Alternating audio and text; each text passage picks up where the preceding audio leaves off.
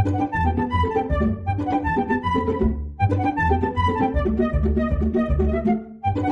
बच्चों, कैसे हैं आप लोग। उम्मीद करते हैं कि आप लोग बहुत ही अच्छे होंगे। कामयाब वही इंसान होता है जो किसी भी परिस्थिति में पढ़ाई करना जानता है।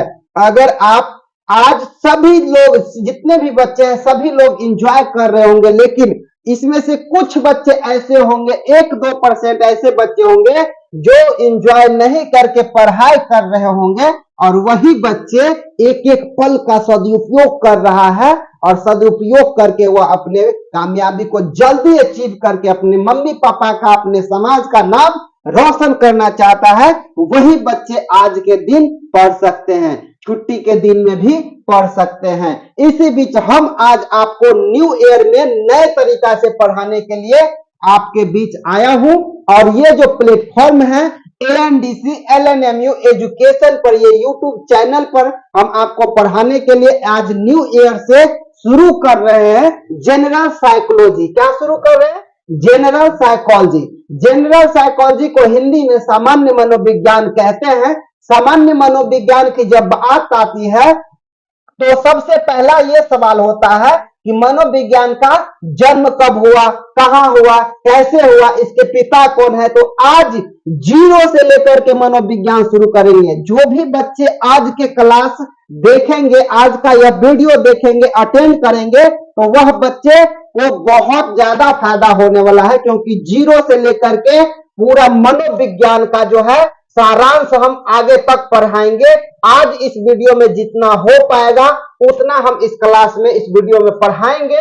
लेकिन आज से एक ये जो आप सीरियल बाय सीरियल 1 2 3 4 5 करके इस तरह से रेगुलर आप पढ़ेंगे तो मनोविज्ञान आपको समझने में कहीं भी कतई कोई प्रॉब्लम नहीं होने वाला है, ये वादा मैं आपसे करता हूं। इसीलिए मैं आज न्यू ईयर के दिन में 0 से शुरू कर रहा हूं कि मनोविज्ञान जो ये शब्द है, साइकोलॉजी जो शब्द है, वह शब्द कहां से आया, कैसे आया, सभी बातों पर आज हम बात करेंगे। जब आप बोर्ड पर नजर डालेंगे तो मैं बोर्ड इस चीज से लिख करके भर चुका हूं कि मनोविज्ञान का लक्ष्य क्या है, मनोविज्ञान की विधि क्या है, मनोविज्ञान का जन्म कब हुआ, इस सभी बातों पर आज हम लोग चर्चा करेंगे। तो आइए सीधे बोर्ड पर नजर डालते हैं, और लिखा हुआ है psychology live class on new year 2026। ये लाइव क्लास है। लाइव मैंने आपको कोशिश किया था कि लाइव पढ़ाऊंगा, लेकिन लाइव संभव नहीं हो पाया, इसीलिए मैं ऑफलाइन में वीडियो ये डाल रहा हूं। और आप लोग एक बार 2 बार जरूर वीडियो देखिएगा, क्योंकि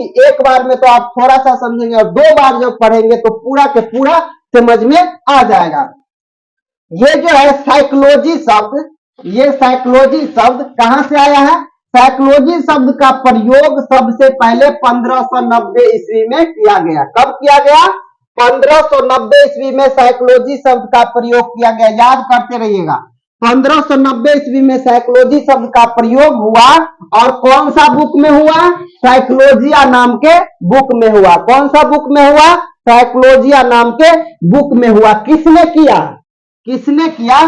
तो एक मनोवैज्ञानिक है रुडोल्फ गोएकल। रुडोल्फ गोएकल नाम के एक मनोवैज्ञानिक है। उन्होंने 1590 ईस्वी में साइकोलॉजी शब्द का उत्पत्ति किया। कौन सा बुक में? साइकोलॉजिया नाम के बुक में। अब पहले ये साइकोलॉजी कहां था? तो साइकोलॉजी और फिलॉसफी, फिलॉसफी और साइकोलॉजी दोनों एक ही था। मतलब पहले साइकोलॉजी तो था नहीं, पहले फिलॉसफी हुआ करता था। फिलॉसफी का एक ब्रांच, फिलॉसफी का एक शाखा साइकोलॉजी होता था, और उस साइकोलॉजी बहुत दिनों तक साथ रहा। लेकिन 1879 ईस्वी में क्या हुआ? जैसे हम लोग घर घर में क्या होता है ना कि एक साथ रहते हैं, बहुत दिन जब साथ रह लेते हैं तो झगड़ा लड़ाई हो जाता है, फिर अलग अलग हो जाते हैं। जब साइकोलॉजी शब्द की उत्पत्ति हुई उस समय साइकोलॉजी फिलॉसफी में मिला हुआ था। फिलॉसफी का एक ब्रांच था साइकोलॉजी, एक शाखा था साइकोलॉजी। और 1590 ईस्वी में साइकोलॉजी शब्द की उत्पत्ति हुई, और फिर जब बहुत दिनों तक चलता रहा, साइकोलॉजी की पढ़ाई होती रही, फिलॉसफी में यानी दर्शन शास्त्र में होती रही, तो एक दिन ऐसा आया 1879 ईस्वी में। 1879 ईस्वी का वो दिन था, बहुत दिन तक साथ रह लिया दोनों, फिलॉसफी और साइकोलॉजी। एक दिन ऐसा आया कि दोनों में हो गया झगड़ा। जब दोनों में हो गया झगड़ा तो फिलॉसफी कहा कि अब तुम अलग रह, और साइकोलॉजी कहा कि तुम अलग रह। दोनों में हो गया मतभेद, दोनों हो गया अलग अलग, और जब दोनों अलग अलग हो गया उस दिन से मनोविज्ञान का जन्म हुआ 1879 ईस्वी में, जो कि आपको देखने को मिलेगा। यहां देखिए साइकोलॉजी का अस्थाई जन्म 1879 ईस्वी में हुआ। कब हुआ? 1879 ईस्वी में इसका जन्म हो गया। कहां हुआ? तो लिप्जिंग विश्वविद्यालय जर्मनी में हो गया। लिप्जिंग विश्वविद्यालय जर्मनी में साइकोलॉजी का जन्म हो गया। अब इसका जन्म तो हो गया, लेकिन इसका पिता कोई ना कोई होना चाहिए। तो कौन है इसके पिता? तो इसके पिता का नाम है विल्हेम वुंट। विल्हेम वुंट इनके जो पिता है, साइकोलॉजी शब्द का जो जन्म हुआ, साइकोलॉजी का जो जन्म हुआ, इसके पिता यानी जनक माने जाते हैं। कौन? मनोविज्ञान के पिता है विल्हेम वुंट। समझ में आ गया? अब जो हमारा मनोविज्ञान का जन्म हो गया तो कोई ना कोई परिभाषा होना चाहिए, होना चाहिए कि नहीं? तो जब मनोविज्ञान का जन्म हो गया तो उसके बाद कहा बहुत सारे मनोवैज्ञानिकों ने अपना अपना परिभाषा दिया। जैसे 16वीं शताब्दी में कहा कि मनोविज्ञान आत्मा का विज्ञान है। 17वीं शताब्दी में कहा कि मनोविज्ञान मन और मस्तिष्क का विज्ञान है। 18वीं शताब्दी में कुछ नहीं कहा गया। 19वीं शताब्दी में कहा गया कि मनोविज्ञान चेतन अनुभूति का विज्ञान है। और 20वीं शताब्दी में कहा गया कि मनोविज्ञान व्यवहार का विज्ञान है, जो आज तक चलते आ रहा है कि मनोविज्ञान व्यवहार का विज्ञान है। समझ में आ गया बच्चों? तो मनोविज्ञान व्यवहार का विज्ञान है। इसका फुल परिभाषा ये हो गया, पूरा पूरा परिभाषा ये होगा। अगर आपसे कोई पूछ देगा कि बताइए आप मनोविज्ञान का परिभाषा क्या है, आप मनोविज्ञान पढ़ते हैं, मनोविज्ञान का क्या परिभाषा है, तो उसे सिंपल एक शब्द में, एक लाइन में जवाब देना है, मनोविज्ञान व्यवहार के विज्ञान को कहते हैं। क्या कहते हैं? मनोविज्ञान व्यवहार के विज्ञान को कहते हैं। अगर कहेगा कि नहीं नहीं ये परिभाषा अशुद्ध है और अच्छा से, तो उसको कहना है कि देखिए मनोविज्ञान एक विज्ञान है जो प्राणी के चेतन अनुभूति और व्यवहार का अध्ययन करता है, उसे मनोविज्ञान कहते हैं। समझ में आ गया? क्या कहना है? मनोविज्ञान एक विज्ञान है जो प्राणी के चेतन अनुभूति और व्यवहार का अध्ययन करता है, उसे मनोविज्ञान कहते हैं। समझ में आ गया? अब मनोविज्ञान का तो परिभाषा हम सभी को पता हो गया। फिर कहेगा कि बताओ कि मनोविज्ञान के लक्ष्य क्या है। तो मनोविज्ञान के 3 लक्ष्य है। कितने लक्ष्य हैं? 3 लक्ष्य। मानव व्यवहार को समझना, मानव व्यवहार को अध्ययन करना या नियंत्रण करना, और मानव व्यवहार को भविष्यवाणी करना। कहता है कि मनोविज्ञान जो हमारा है वो 3 लक्ष्य पर काम करता है। कितने लक्ष्य पर काम करता है? 3 लक्ष्य। हर किसी इंसान का अपने जीवन में कोई ना कोई लक्ष्य होता है, कुछ ना कुछ करना चाहता है, तो वो लक्ष्य पर काम करता है। ठीक उसी तरह मनोविज्ञान का भी लक्ष्य है। कितने लक्ष्य है? तो 3 लक्ष्य है। पहला लक्ष्य है, यहां पर आप देख सकते हैं, मनोविज्ञान के लक्ष्य मानव व्यवहार को समझना। पहला क्या करता है कि हमारा मनोविज्ञान क्या करता है? पहले मानव व्यवहार को समझता है कि मानव क्या कर रहा है, क्या करना चाहता है, कहां जा रहा है, क्या खा रहा है, किससे कैसे बात कर रहा है। तो ये सब क्या हो गया? समझना। हम उसके व्यवहार को समझ रहे, तो मानव व्यवहार को समझना। दूसरा है मानव व्यवहार को नियंत्रित करना। जब हम मानव व्यवहार को समझते हैं, देखते हैं क्या करता है क्या नहीं करता, इसको जब हम समझते हैं, देखते हैं, उसके बाद क्या करते हैं? उसको नियंत्रण करते हैं। नियंत्रण मीन्स अगर वह अच्छा काम कर रहा है तो वाह बहुत अच्छा कर रहा है, पीठ थपथपा देंगे, कहेंगे वाह बहुत ही अच्छा कर रहा है, या आगे चल के बहुत अच्छा करेगा। अगर वह अच्छा काम नहीं कर रहा है, बुरा काम कर रहा है, किसी से गलत व्यवहार कर रहा है, किसी से गलत बात कर रहा है, किसी से बात करने का तौर तरीका ठीक नहीं है, तो इस स्थिति में हम क्या कहेंगे कि उसको नियंत्रण करने की जरूरत है। समझाएंगे उसे कि देखो बेटा ऐसे नहीं करना है, ये गलत है, किसी से ऐसे बात नहीं करना चाहिए, गलत है। जब हम समझाएंगे उसे, समझाने का मतलब हो गया नियंत्रण करना। समझाने का मतलब क्या हो गया?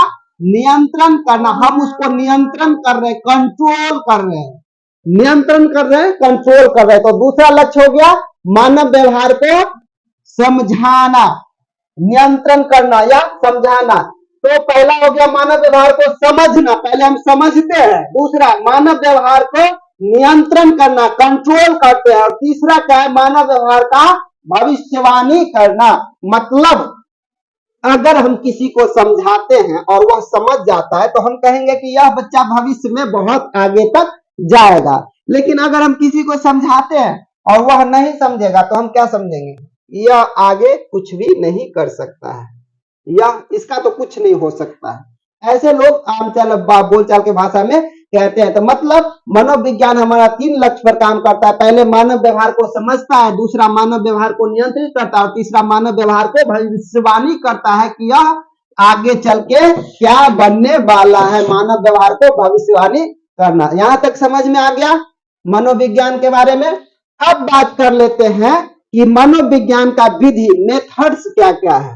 मनोविज्ञान की मेथड्स क्या क्या है। मेथड्स मीन्स विधि, मनोविज्ञान की विधि। जैसे हमारा देश है, भारत है, और भारत में, इस भारत को चलाने के लिए, इस भारत में विधि व्यवस्था कानूनी रूप से चलाने के लिए हमारे भारत का संविधान है।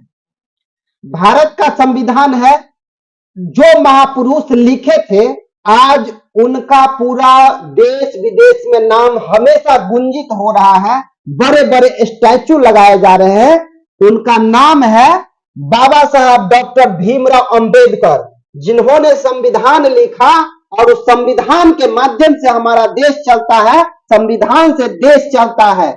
इसीलिए मनोविज्ञान भी विधि से चलता है, मनोविज्ञान भी मेथड से चलता है। जिस तरह से भारत का संविधान से भारत चलता है, ठीक मनोविज्ञान के विधि से मनोविज्ञान चलता है। और वह कौन कौन विधि है उस पर आज हम लोग चर्चा करेंगे कि वह कौन कौन से विधि है जिससे मनोविज्ञान चलता है। जिसमें से सबसे पहला जो है इंट्रोस्पेक्शन मेथड है। सबसे पहला क्या है, इंट्रोस्पेक्शन मेथड्स। इसमें कहता है मेथड्स ऑफ साइकोलॉजी, साइकोलॉजी के मेथड्स है, मतलब विधि है, जिसमें से सबसे पहला है इंट्रोस्पेक्शन मेथड्स। इंट्रोस्पेक्शन मेथड में कहता है कि हमारा जो ये है यह 3 प्रिंसिपल पर काम करता है। इंट्रोस्पेक्शन मेथड को हिंदी में कहते हैं अंतर्निरीक्षण विधि। क्या कहते हैं, अंतर्निरीक्षण विधि। इंट्रोस्पेक्शन मेथड को हिंदी में क्या कहते हैं, अंतर्निरीक्षण विधि। अब यह अंतर्निरीक्षण विधि होता क्या है, इस पर थोड़ा सा चर्चा कर ले। कहता है जब कोई व्यक्ति अपने अंदर के अनुभूतियों का निरीक्षण स्वयं कर लेता है तो इसे अंतर्निरीक्षण विधि कहते हैं। जब कोई व्यक्ति अपने अंदर के अनुभूतियों का, जब कोई व्यक्ति चोरी करते रहता है तो वो समझ जाता है कि हम चोरी कर रहे हैं और हम पकड़े जाएंगे तो हमें मारा जाएगा और यह काम गलत है। मतलब वह अपने आप सोच रहा है कि यह गलत काम है। तो अगर कोई व्यक्ति अच्छा कर रहा है तो उसे विश्वास होता है कि हम अच्छा कर रहे हैं और इसका परिणाम भी अच्छा होगा और हमको किसी से डरने की कोई जरूरत नहीं है। तो मतलब जब कोई व्यक्ति अपने अंदर के गिरमान में झांक करके, अंदर के आत्मा में झांक करके अपने आप से सवाल पूछता है, अपने आप से कहता है, तो उसे अंतर्निरीक्षण विधि कहते हैं। समझ में आ गया। इसीलिए कहता है कि जब कोई व्यक्ति अपने अंदर के अनुभूतियों का निरीक्षण मीन्स देखता है, निरीक्षण मीन्स हो गया कि अपने अंदर के गिरमान को झांकता है कि हम क्या कर रहे हैं, अपने अंदर के अनुभूतियों को निरीक्षण करता है, उसे अंतर्निरीक्षण विधि कहते हैं। कहता है कि इस विधि का प्रतिपादन विल्हेम वुंट तथा उसके शिष्य ईवी टिचनर को माना जाता है। इस विधि के प्रतिपादक किसको माना जाता है, विल्हेम वुंट और ईवी टिचनर को माना जाता है। और जिन्होंने संरचनावाद नाम के स्कूल की स्थापना की, विल्हेम वुंट और उनके शिष्य जो टिचनर है, उन्होंने क्या किया कि एक संरचनावाद नाम, स्ट्रक्चरलिज्म, संरचनावाद नाम की स्कूल की स्थापना की। इन्होंने बताया कि चेतन अनुभूति के 3 तत्व होते हैं। चेतन अनुभूति के कितने तत्व होते हैं, 3 तत्व होते हैं। Sanction, image, feeling. क्या क्या होता है, सेंसन, इमेज, फीलिंग। हाँ, अब इसको हम मिटा सकते हैं।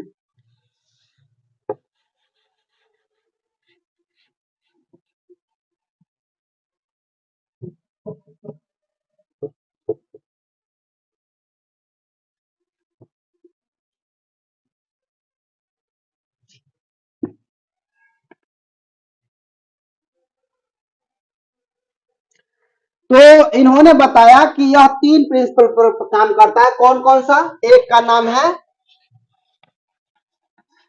सेंसन, दूसरा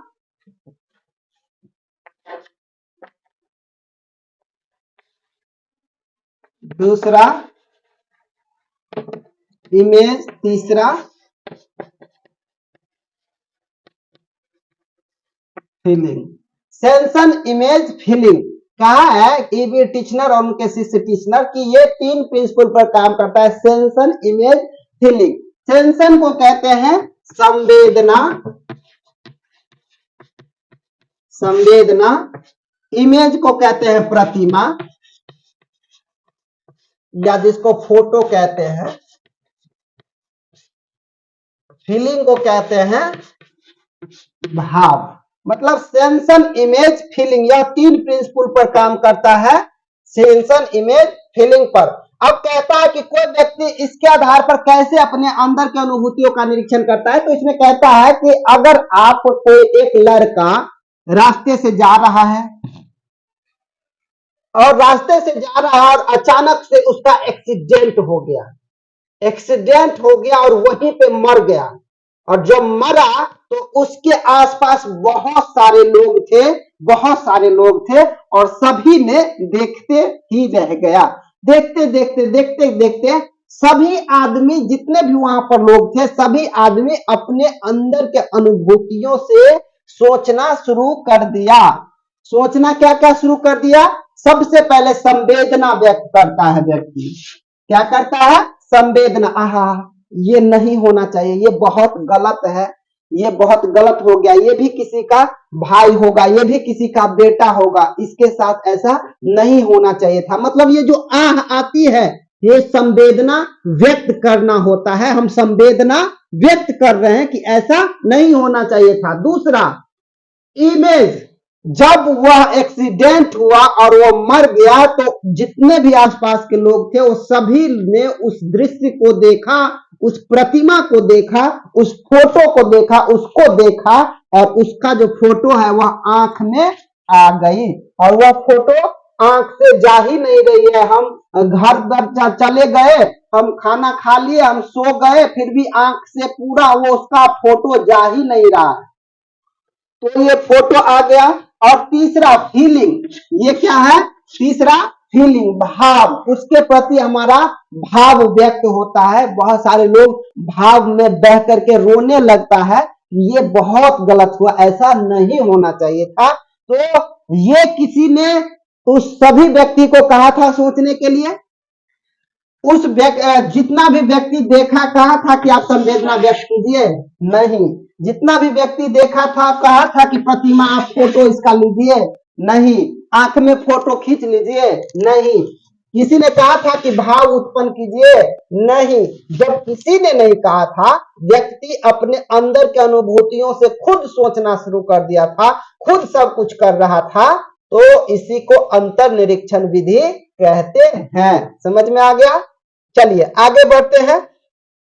अगला है कि प्रेक्षण विधि, ऑब्जर्वेशन मेथड्स। ऑब्जर्वेशनल मेथड्स को हिंदी में कहते हैं प्रेक्षण विधि। क्या कहते हैं? प्रेक्षण विधि कहते हैं, या इसे अवलोकन विधि भी कहते हैं। क्या कहते हैं? प्रेक्षण विधि कहते हैं या अवलोकन विधि भी कहते हैं। अब ये प्रेक्षण विधि क्या होता है? कहता है वे प्रेक्षण विधि मनोविज्ञान की दूसरी प्रमुख विधि है। पहली प्रमुख विधि क्या हो गया? इंट्रोस्पेक्शन मेथड, अंतर्निरीक्षण विधि। दूसरी क्या हो गया? ऑब्जर्वेशनल मेथड, जिसको प्रेक्षण विधि कहते हैं। इसीलिए प्रेक्षण विधि मनोविज्ञान की दूसरी प्रमुख विधि है। 1913 ईस्वी में जब वाटसन ने व्यवहारवाद की स्थापना की, 1913 ईस्वी में ऑब्जेक्टिव क्वेश्चन आपसे पूछेगा, 1913 ईस्वी में जेबी वाटसन ने व्यवहारवाद की स्थापना की, याद रखिएगा। तो स्थापना की तो मनोविज्ञान को नए ढंग से परिभाषित करते हुए कहा, मनोविज्ञान को नए ढंग से परिभाषित करते हुए कहा कि क्या कहा? मनोविज्ञान व्यवहार का विज्ञान है। क्या कहा? मनोविज्ञान व्यवहार का विज्ञान है। मनोविज्ञान व्यवहार का विज्ञान है, जिसका अध्ययन विधि अंतर्निरीक्षण न होकर के प्रेक्षण विधि है। तभी से प्रेक्षण विधि का जन्म हुआ। कहा जेबी वाटसन कि मनोविज्ञान जब व्यवहार का विज्ञान है 1913 ईस्वी में, तो कहा कि मनोविज्ञान जो है अंतर्निरीक्षण विधि का नहीं है, मनोविज्ञान प्रेक्षण विधि है। और उसी समय से प्रेक्षण विधि का जन्म हो गया। प्रेक्षण विधि, तभी से प्रेक्षण विधि का जन्म हुआ और आज भी यह प्रेक्षण विधि मनोविज्ञान अध्ययनों का, मनोवैज्ञानिक अध्ययनों का एक प्रमुख विधि बना हुआ है।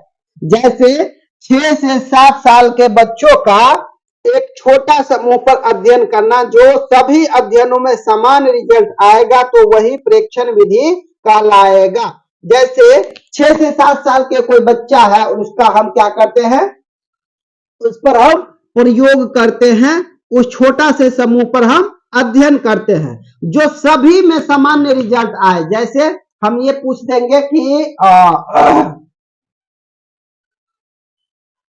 2 + 2 बराबर कितना होता है, 2 + 2 = 4। एक ग्रुप का बच्चा 6 से 7 साल का है, एक ग्रुप का बोला कि 2 + 2 = 4 होता है। वही दूसरा ग्रुप से वही क्वेश्चन पूछा गया और वही क्वेश्चन पूछा गया 2 + 2 = तो वो बच्चा भी 4 ही बताया। फिर तीसरा ग्रुप से पूछा गया 2 + 2 = तो तीसरा ग्रुप भी 4 ही बताया। मतलब किसी भी परिस्थिति में सभी अध्ययनों में अगर समान रिजल्ट आता है तो वह प्रेक्षण विधि कहलाता है। प्रेक्षण मीन्स देखने का विधि कहलाता है। समझ में आ गया? चलिए आगे बढ़ते हैं। उसके आगे है प्रयोगात्मक विधि। क्या है? प्रयोगात्मक विधि, जिसको कहते हैं experimental method. Experimental method, experimental method.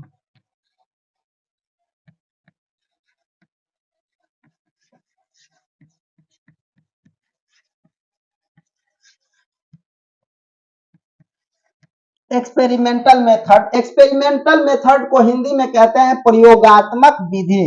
क्या कहते हैं? प्रयोगात्मक विधि। और ये एग्जाम में बहुत बार क्वेश्चन आ चुका है कि मनोविज्ञान की सबसे अधिक वैज्ञानिक विधि कौन सा विधि है, तो उसका आंसर होगा प्रयोगात्मक विधि। समझ में आ गया?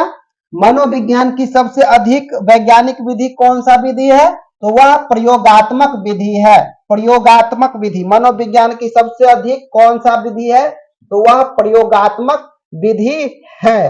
प्रयोगात्मक विधि क्या होता है? कहता है कि मनोविज्ञान की यह सबसे अधिक वैज्ञानिक विधि प्रयोगात्मक विधि है, जिसमें दो चरों के बीच संबंधों का या भिन्नता का अध्ययन नियंत्रित अवस्था में किया जाता है। कहता है दो चरों के बीच, दो चरों के बीच, दो चर, एक चर इधर और दूसरा चर इधर, दो चरों के बीच इसके भिन्नता का अध्ययन, इसके अंतर, इन भिन्नता का अध्ययन कैसे कंट्रोल अवस्था में किया जाता है, इसे हम क्या कहते हैं? इसे हम प्रयोगात्मक विधि कहते हैं। लेकिन कहता है नियंत्रित अवस्था में किया जाता है ताकि सही सही इंडिपेंडेंट वेरिएबल का प्रभाव डिपेंडेंट वेरिएबल पर देखा जा सके, ताकि सही सही स्वतंत्र चर का प्रभाव, सही सही आश्रित चर पर देखा जा सके। आश्रित चर पर देखना है। अब सबसे पहले ये जो चर है, आपके परिभाषा में बहुत ज्यादा चर चर चर चर आ गया। ये चर होता क्या है? यह चर होता क्या है? तो चर को इंग्लिश में कहते हैं वेरिएबल। क्या कहते हैं?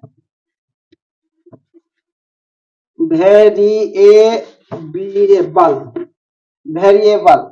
चर को इंग्लिश में क्या कहते हैं? वेरिएबल कहते हैं। अब यह वेरिएबल यानी चर क्या होता है? तो कहता है कि चर वह घटना या अवस्था को कहते हैं, चर वह घटना या अवस्था को कहते हैं जिसके मूल्य में परिवर्तन हो सकता है, जो परिवर्तनशील हो, जिसे मापा जा सके, उसे हम चर कहते हैं। तो कहता है कि जो परिवर्तनशील हो, जिसके मूल्य में परिवर्तन हो सके। मूल्य में परिवर्तन, अगर चीनी का मूल्य में परिवर्तन होते रहता है, आलू, तेल, ये सब क्या है? जब मूल्य में परिवर्तन हो रहा है तो इसे चर कहते हैं। कहता है जो परिवर्तनशील हो, बदलते रहता है, बदलते रहता है। क्या क्या बदलते रहता है? मौसम बदलते रहता है, तो यहाँ पे लिखेंगे मौसम, मौसम बदलते रहता है।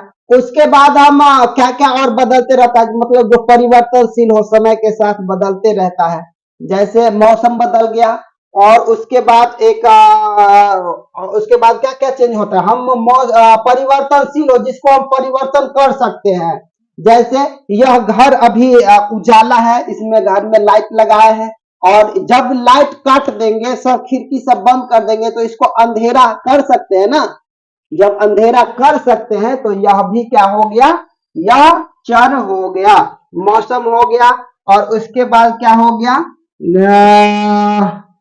परिवर्तनशील योग्य, परिवर्तनशील, परिवर्तनशील योग्य होने वाला, जैसे हम जिसको परिवर्तन कर सकते हैं, तो परिवर्तनशील हो गया। और जिसे मापा जा सके, किसको किसको माप सकते हैं आप? थर्मामीटर से माप सकते हैं, इंची टेप से माप सकते हैं, तेल को माप या तौल सकते हैं। तो जो मापा जा सके, इस सभी चीज को हम क्या कहते हैं? इस सभी चीज को हम चर कहते हैं, वेरिएबल कहते हैं। समझ में आ गया? चर और वेरिएबल कहते हैं। अब यह जो वेरिएबल है, यह तो परिभाषा हो गया।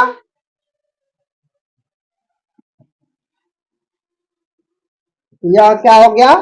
परिभाषा हो गया। किसका परिभाषा हो गया? चर का। कहता है चर वह घटना या अवस्था को कहते हैं जिसके मूल्य में परिवर्तन हो सकता है, जो परिवर्तनशील हो, जिसे मापा जा सके, उसे हम चर कहते हैं। अब चर कितने प्रकार का होता है बुआ? तो चर 3 प्रकार का होता है। पहला का नाम है स्वतंत्र चर, यानी इंडिपेंडेंट वेरिएबल, इंडिपेंडेंट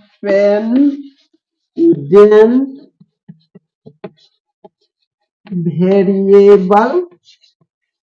दूसरा का नाम है डिपेंडेंट वेरिएबल। तीसरा का नाम है रिलेवेंट वेरिएबल। तो यह 3 चर है। एक का नाम है इंडिपेंडेंट वेरिएबल, दूसरा का नाम है डिपेंडेंट वेरिएबल, और तीसरा का नाम है रिलेवेंट वेरिएबल। इसको हिंदी में कहते हैं स्वतंत्र चर। स्वतंत्र चर। इसको हिंदी में कहते हैं आश्रित चर। आश्रित चर। इसको कहते हैं संगत चर। संगत चर। 3 चर है, स्वतंत्र चर, आश्रित चर, संगत चर। इंडिपेंडेंट वेरिएबल, डिपेंडेंट वेरिएबल और रिलेवेंट वेरिएबल 3 है। अब यह संगत चर क्या है, स्वतंत्र चर क्या है, आश्रित चर क्या है, इस पर अगर हम ध्यान देंगे तो पता चलता है कि कहता है स्वतंत्र चर वैसे चर को कहते हैं जो अपना प्रभाव दूसरे चर पर डालता है। यह जो इंडिपेंडेंट वेरिएबल है, यह स्वतंत्र है। स्वतंत्र मीन्स आजाद। स्वतंत्र चर का प्रभाव बाकी सभी चरों पर पड़ता है, उसे स्वतंत्र चर कहते हैं। मान लीजिए कोई लड़का है और वह किसी का बात नहीं सुनता है, वह स्वतंत्र है, उसे न कोई कहने वाला है न कोई सुनने वाला है, तो वह स्वतंत्र है। और स्वतंत्र है इसका मतलब उसका प्रभाव सभी पर पड़ेगा। वह कुछ भी कर सकता है, कुछ भी कह सकता है, क्योंकि उसे कोई कहने सुनने वाला है नहीं, इसीलिए उसे स्वतंत्र चर कहा जाता है। समझ में आ गया? स्वतंत्र चर वैसे चर को कहते हैं जिसका प्रभाव दूसरे चर पर पड़ता है। स्वतंत्र चर का प्रभाव दूसरे चर पर पड़ता है, उसे स्वतंत्र चर कहते हैं। समझ में आ गया? दूसरा डिपेंडेंट वेरिएबल जिसको आश्रित चर कहते हैं। डिपेंडेंट वेरिएबल जिसको आश्रित चर कहते हैं। डिपेंडेंट वेरिएबल किसे कहते हैं? तो कहता है जिस पर किसी दूसरे चर का प्रभाव पड़ता है। जिस पर किसी दूसरे चर का प्रभाव पड़ता है उसे क्या कहते हैं हम? उसे आश्रित चर कहते हैं। जैसे आप लोग अभी पढ़ाई कर रहे हैं, आप लोग कौन से चर हैं? आप लोग आश्रित चर हैं। क्यों? क्योंकि मम्मी पापा के ऊपर डिपेंड करते हैं ना। मम्मी पापा के ऊपर आश्रित है ना आप लोग। मम्मी पापा पैसा देंगे तो फॉर्म भरेंगे, मम्मी पापा देंगे पैसा तो एडमिशन करवाएंगे, मम्मी पापा पैसा देंगे तो जाएंगे कॉलेज, मम्मी पापा पैसा देंगे तो ये करेंगे। मतलब हर काम मम्मी पापा पर निर्भर करता है। मतलब मम्मी पापा का प्रभाव आपके ऊपर पड़ रहा है, मतलब आप आश्रित चर हैं, आप दूसरे पर आश्रित है। तो आश्रित चर समझ गए। तीसरा है रिलेवेंट वेरिएबल। रिलेवेंट वेरिएबल को हिंदी में कहते हैं संगत चर। क्या कहते हैं? संगत चर। संगत चर वैसे चर को कहते हैं जिनके प्रभाव को प्रयोगकर्ता नियंत्रित करके रखता है। प्रयोगकर्ता क्या करता है? इसके प्रभाव को नियंत्रित करके रखता है। नियंत्रित करके रखता है प्रयोगकर्ता। क्यों नियंत्रित करके रखता है? क्योंकि वह आश्रित चर पर उन चरों के प्रभाव को नहीं करना चाहता है। आश्रित चर पर प्रयोग जो करता होता है, एक्सपेरिमेंट करता, जो प्रयोग करते रहता है, वह इसको क्या करता है? नियंत्रित, रिलेवेंट वेरिएबल को क्या करता है? नियंत्रित करके रखता है, कंट्रोल करके रखता है। क्यों कंट्रोल करके रखता है? क्योंकि इसका प्रभाव जो है, रिलेवेंट वेरिएबल का प्रभाव आश्रित चर पर न पड़ जाए। रिलेवेंट वेरिएबल का प्रभाव आश्रित चर पर नहीं पड़ने के लिए यह कंट्रोल करके रखता है प्रयोगकर्ता। इसका प्रभाव यह प्रयोगकर्ता कहां देखना चाहता है? इसका प्रभाव यह प्रयोगकर्ता इंडिपेंडेंट वेरिएबल पर देखना चाहता है, स्वतंत्र चर पर देखना चाहता है।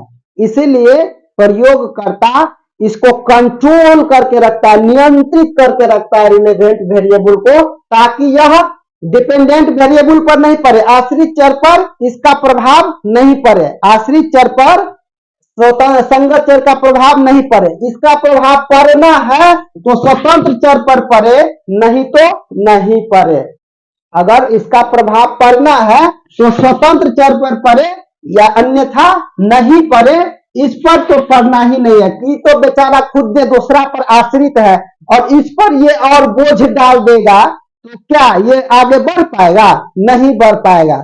इसीलिए प्रयोगकर्ता कहता है कि यह जो अपना प्रभाव है, यह कंट्रोल करके इसको हम रखेंगे, तभी यह अपना प्रभाव आश्रित चर पर नहीं। आप लोग गांव घर में देखते होंगे, जो कमजोर रहता है उसी को लोग ज्यादा सताते रहता है। जो बोलने में कमजोर है, पैसे में, धन दौलत में कमजोर है, उसी को लोग सताते रहता है। ऐसा क्यों होता है? ऐसा इसलिए होता है क्योंकि वो कमजोर है, इसको कुछ कहेंगे तो यह बात मेरा मान लेगा, मेरा कह लेगा, मेरा सुन लेगा, तो इसीलिए उसको लोग कहता है। इसीलिए प्रयोगकर्ता कहता है कि इसके पावर को हम कंट्रोल करके रखते हैं, और कंट्रोल जब करके रखेंगे तो इसका प्रभाव आश्रित चर पर नहीं पड़ेगा, कमजोर लोग पर नहीं पड़ेगा, जो दूसरे पर आश्रित है उस पर नहीं पड़ेगा। अगर पढ़ना ही है तो कहेंगे कि जाओ स्वतंत्र चर पर पढ़ो, इंडिपेंडेंट वेरिएबल इस पर पढ़ो, ना कि आश्रित चर पर पढ़ो। तो समझ में आ गया कि यह किसका पार्ट है? यह एक्सपेरिमेंटल मेथड का पार्ट है। किसका पार्ट है? एक्सपेरिमेंटल मेथड का पार्ट है। इसीलिए एक्सपेरिमेंटल मेथड में चर का प्रयोग, चर शब्द जो है उसका प्रयोग किया गया है। कि एक बार फिर से अब उस पर हम ध्यान देते हैं, उस परिभाषा पर, और कहता है कि मनोविज्ञान की सबसे अधिक वैज्ञानिक विधि कौन सा विधि है? तो एक्सपेरिमेंटल मेथड है, प्रयोगात्मक विधि है, जिसमें दो चरों के बीच, अब इसमें तीन चर है, जिसमें दो चरों के बीच एक ये चर ले लेंगे, एक ये चर ले लेंगे, तो जिसमें दो चरों के बीच, जैसे एक सरसों का तेल और दूसरा नारियल का तेल, तो दो चर हो गया ना, दोनों को माप सकते हैं, दोनों को तौल सकते हैं, दोनों को मूल्य में ऊपर नीचा हो सकता है, तो दोनों चर है। तो दो चर हो गया, दोनों चरों के बीच, जिसमें दो चरों के बीच संबंधों का या भिन्नता का अध्ययन कंट्रोल अवस्था में किया जाता है। दोनों में भिन्नता क्या है, मतलब अलग अलग दोनों में क्या है, और दोनों में संबंध क्या क्या है, तो दोनों में संबंध हो गया।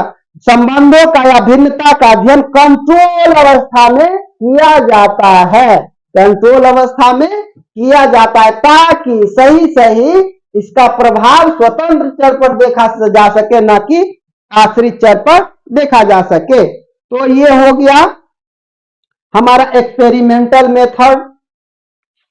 अब हम लोग पढ़ेंगे सर्वे मेथड।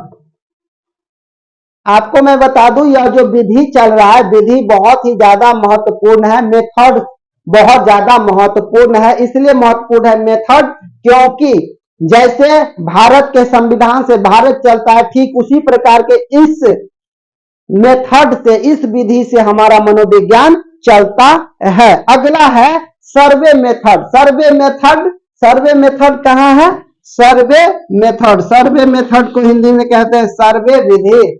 सर्वे विधि क्या होता है, मनोविज्ञान में कुछ ऐसी समस्या है जिसका ठीक ढंग से अध्ययन यदि कोई अध्ययन करता, छोटे सैंपल पर करता है, छोटा सैंपल पर करता है, तो वह ठीक ढंग से वैज्ञानिक अध्ययन नहीं कर पाता है।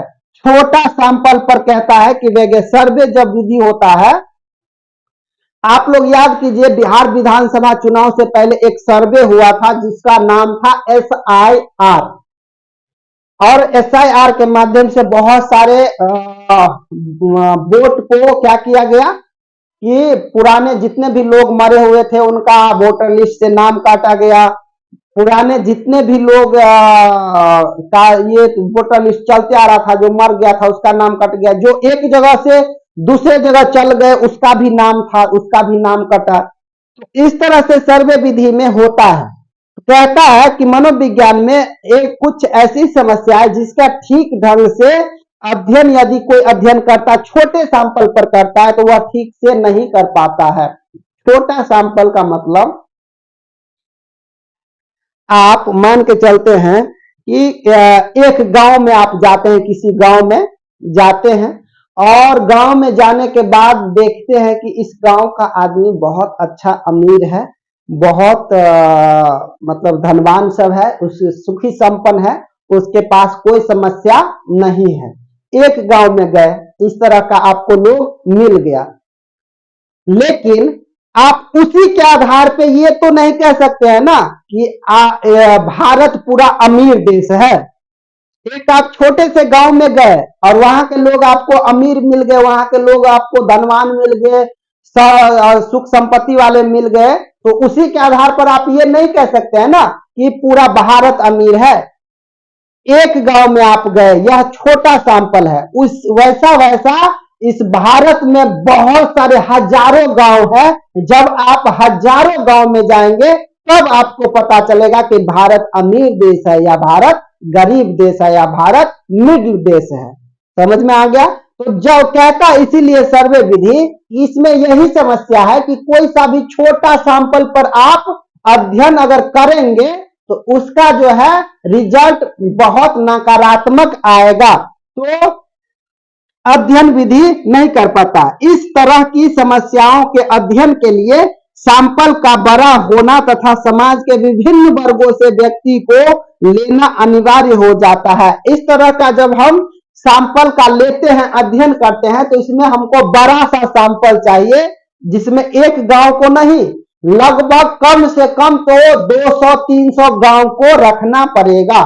जब 200-300 गांव रखेंगे अपने सैंपल में, अपने सर्वे में, तभी हमको पता चल पाएगा कि भारत गरीब देश है या अमीर देश है। समझ में आ गया? तो 200-300 गांवों को लेना पड़ेगा, जिसमें से सभी वर्गों के लोग होंगे। अब एक गांव में जाएंगे तो 10-12 वर्ग के लोग होते हैं, हर एक कास्ट के लोग होते हैं। कौन से कास्ट अमीर है, कौन से कास्ट गरीब है, कौन से कास्ट मीडियम वर्ग है, ये हमको देखना पड़ेगा। तो हर एक गांव में जब हम जाएंगे, और जब जाएंगे तो ऐसे 200-300 गांव में जाएंगे, तब हमको पता चलेगा कि किस गांव में किस वर्ग के लोग गरीब है और किस गांव में किस वर्ग के लोग अमीर है, और किस गांव में किस वर्ग के लोग, किस जाति के लोग मध्यम वर्गीय है, तब हमको पता चलेगा। इसीलिए सर्वे मेथड में कहता है कि आप छोटा सैंपल पर अध्ययन करके आप रिजल्ट नहीं निकाल सकते हैं। आपको अगर रिजल्ट निकालना है तो बड़ा सैंपल लीजिए। और इसी तरह की समस्याओं के लिए मनोवैज्ञानिकों द्वारा सर्वे विधि को अपनाया गया। जब ये समस्याएं आने लगी तो मनोवैज्ञानिकों ने कहा कि ये सर्वे विधि को अपनाना चाहिए, क्योंकि सर्वे विधि से ही पता चलेगा कि सैंपल क्या है, रिजल्ट क्या है। जैसे किशोर में ड्रग का प्रयोग, शादी से पहले होने वाले लैंगिक संबंधों का अध्ययन करना, ये सब क्या है? ये सब सर्वे विधि का एक उदाहरण है। सर्वे विधि में कहता है कि अगर किशोर ड्रग का प्रयोग कर रहा है, अगर युवा 15 से 20 साल का जितने भी युवा है वह ड्रग का प्रयोग कर रहा है, तो इसका मतलब ये हुआ कि उस एज का सभी युवा कर रहा है कि नहीं कर रहा है। इसको देखने के लिए हम क्या करेंगे? इसको देखने के लिए हम सैंपल लेंगे, कुछ इस गांव के उस एज के युवाओं से मिलेंगे, उससे बातचीत करेंगे, पता चलेगा। फिर कुछ दूसरे गांव के युवाओं से मिलेंगे, फिर कुछ तीसरे शहर के युवाओं से मिलेंगे। इस तरह के जगह जगह से हम कुछ युवाओं से मिलेंगे जिसका एज 15 से 20 साल है, तब तो बातों चीतों से हमको पता चलेगा, डाटा कलेक्शन करेंगे, उससे पता चलेगा कि इसमें क्या स्थिति है, क्या वाकई में किशोर जो है, न्यू युवा जो है वह ड्रग का सेवन अधिक करता है। इसका पता तब पता चल पाएगा। अगला मेथड है कालानुक्रमिक विधि, जिसको इंग्लिश में कहते हैं लॉन्गिट्यूडनल मेथड। लॉन्गिट्यूडनल मेथड को हिंदी में कहते हैं कालानुक्रमिक विधि। कहता है कि आजकल मनोविज्ञान में कालानुक्रमिक विधि का प्रयोग काफी हो रहा है। आजकल मनोविज्ञान में कालानुक्रमिक विधि का प्रयोग क्या हो रहा है? काफी अधिक हो रहा है, जिसमें वैज्ञानिक कुछ व्यक्तियों का अध्ययन अलग अलग समय में उनके व्यवहार और अन्य गुणों में परिवर्तनों के आधार पर करता है। जिसमें क्या करता है? मनोवैज्ञानिक व्यक्तियों के अध्ययन अलग अलग समय में करता है। जैसे एक व्यक्ति का अध्ययन, जैसे कुछ व्यक्ति का अध्ययन, जैसे 5 आदमी का समूह है, उस समूह का अध्ययन हम सुबह 8 बजे करेंगे। फिर उसी 5 व्यक्तियों का अध्ययन 12 बजे करेंगे, फिर शाम में करेंगे। मतलब उसी व्यक्ति पर बार बार हम अध्ययन करते हैं, अलग अलग समय में उनके व्यवहार और अन्य गुणों में परिवर्तनों का अध्ययन आधार पर करते हैं। मतलब उसका व्यवहार 8 बजे सुबह कैसा रहता है, उसका व्यवहार 12 बजे कैसा रहता है, उसका व्यवहार 2 बजे कैसा रहता है, और उसका व्यवहार शाम में कैसा रहता है। इस व्यवहारों का अध्ययन हम अलग अलग समय में करते हैं। इसको कालानुक्रमिक विधि कहते हैं। समझ में आ गया? अगला है अनुप्रस्थ काट विधि। अनुप्रस्थ काट विधि को इंग्लिश में क्रॉस सेक्शनल मेथड कहते हैं। क्या कहते हैं? अनुप्रस्थ काट विधि को हिंदी में क्रॉस सेक्शनल मेथड कहते हैं। क्या कहते हैं? Cross sectional method. अब यह अनुप्रस्थ काट विधि क्या होता है? कहता है यह विधि कालानुक्रमिक विधि का ठीक उल्टा विधि है। यह विधि क्या है? कालानुक्रमिक विधि का ठीक उल्टा विधि है। कालानुक्रमिक विधि में कहता था क्या कि एक ही व्यक्ति को बार बार एक दिन में 4 बार 5 बार उस पर अध्ययन करेंगे, उसके व्यवहार का अध्ययन करेंगे। लेकिन अनुप्रस्थ काट विधि में कहता है यह विधि कालानुक्रमिक विधि का ठीक उल्टा विधि है। इस विधि में अध्ययन करता अलग अलग उम्र के लोगों को सामाजिक आर्थिक स्तर पर कई समूह बनाते हैं, जिसका अध्ययन एक ही समय में एक साथ किया जाता है। उसके बाद इस सभी समूहों में अध्ययन किए जाने वाले व्यवहार का मापन करके आपस में सभी प्राप्तांक का तुलना करता है। कहता है अनुप्रस्थ काट विधि, पहले कालानुक्रमिक विधि में कहता है कि एक व्यक्ति पर अध्ययन दिन में 4 बार करते हैं, उसका व्यवहार का कैसे करता है, वो व्यवहार सुबह में कैसे, दिन में कैसे, शाम में कैसे, रात में। ये अनुप्रस्थ काट विधि में कालानुक्रमिक विधि में कहता है। इसका ठीक उल्टा जो है, कहता है कि इसका ठीक उल्टा अनुप्रस्थ काट विधि में होता है। कहता है कि इसमें एक ही समय में, उसमें क्या होता था कि 3-4 समय में, एक दिन में 3-4 बार करता था अध्ययन। इसमें एक ही बार अध्ययन करता है पूरे दिन में, एक ही समूह में बैठा दिया जाता है सभी को। कैसे कैसे लोग को? जो आर्थिक रूप से कमजोर व्यक्ति है, जो स्तर जिसका स्तर सामाजिक रूप से है, जिसका उम्र अलग अलग है, मतलब कुछ उम्र 18 वर्ष वाले, कुछ 25 वर्ष वाले, कुछ 35, कुछ 40, इस वर्ग मतलब सभी उम्र के वर्गों को बैठा दिया जाता है और उसके आर्थिक स्तर का हम अध्ययन करते हैं, उसके सामाजिक स्तर का हम अध्ययन करते हैं और यह अध्ययन करने के बाद जो रिजल्ट आता है उस सभी रिजल्ट को हम तुलना करते हैं और तुलना करने के बाद जो रिजल्ट आता है उसे हम अनुप्रस्थ काट विधि कहते हैं, यानी इंग्लिश में क्रॉस सेक्शनल मेथड कहते हैं। समझ में आ गया? तो ये हो गया क्रॉस सेक्शनल मेथड। अगला है 7 नंबर, क्लिनिकल एंड केस अध्ययन स्टडी। कहता है clinical and case study method. Clinical and case study method में कहता है कि क्रॉस संस्कृति विधि, इसको हिंदी में कहते हैं, क्या कहते हैं? Clinical and case study, clinical and case study method, इसको हिंदी में कहते हैं नैदानिक या केस अध्ययन विधि। क्या कहते हैं? नैदानिक या केस अध्ययन विधि। क्लिनिकल का जब नाम आता है तो आप क्लिनिक नैदानिक मतलब क्लिनिक मतलब हॉस्पिटल, हॉस्पिटल में क्या होता है? निदान होता है ना, समस्या का समाधान होता है ना, उसको निदान भी कहते हैं। तो नैदानिक या केस अध्ययन विधि, इसमें कहता है मनोविज्ञान की यह एक प्रमुख विधि है। इसमें मनोवैज्ञानिकों ने चिकित्सा शास्त्र से ग्रहण किया है। इसको कहां से लिया गया है? चिकित्सा शास्त्र से मनोवैज्ञानिकों ने लिया है। किसको? क्लिनिकल को, क्लिनिकल स्टडी को कहां से लिया है? तो चिकित्सा से ग्रहण किया है। इस विधि का उपयोग नैदानिक मनोवैज्ञानिकों द्वारा व्यक्तियों के रोगात्मक लक्षणों का पहचान करने तथा उसके कारणों को पता लगाने में काफी प्रयोग किया जाता है। व्यक्ति को क्या कारण है उसका व्यक्ति अगर कोई व्यक्ति को कुछ हो गया है, तबीयत खराब हो गया है, उसका कारण को पता लगाने में हमको कौन सा मेथड का प्रयोग करना पड़ता है? क्लिनिकल स्टडी का। उसके कारण क्यों हुआ, उसके कारणों को पता लगाने में काफी प्रयोग किया जाता है। उसके लक्षण को पहचानने में डॉक्टर क्या करता है? लक्षण पहचान जाता है। जब आप डॉक्टर के पास जाते हैं तो देखेंगे डॉक्टर आपका आंख ऐसे करके देखेगा खून है कि नहीं इसकी शरीर में, उसके बाद शरीर छू करके देखेगा कि इसका शरीर का कंडीशन क्या, बुखार तो नहीं लगा है। तो यह सब जो लक्षण है इसको पहचानने का काम कौन करता है? क्लिनिकल स्टडी वाले लोग करते हैं, जो चिकित्सा शास्त्र से डॉक्टर बनते हैं, जो चिकित्सा शास्त्री होते हैं।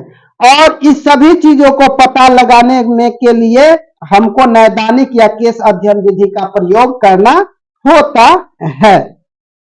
उसके अगला है क्रॉस संस्कृति विधि, cross cultural method, cross cultural method, Hindi में कहते हैं क्रॉस संस्कृति विधि।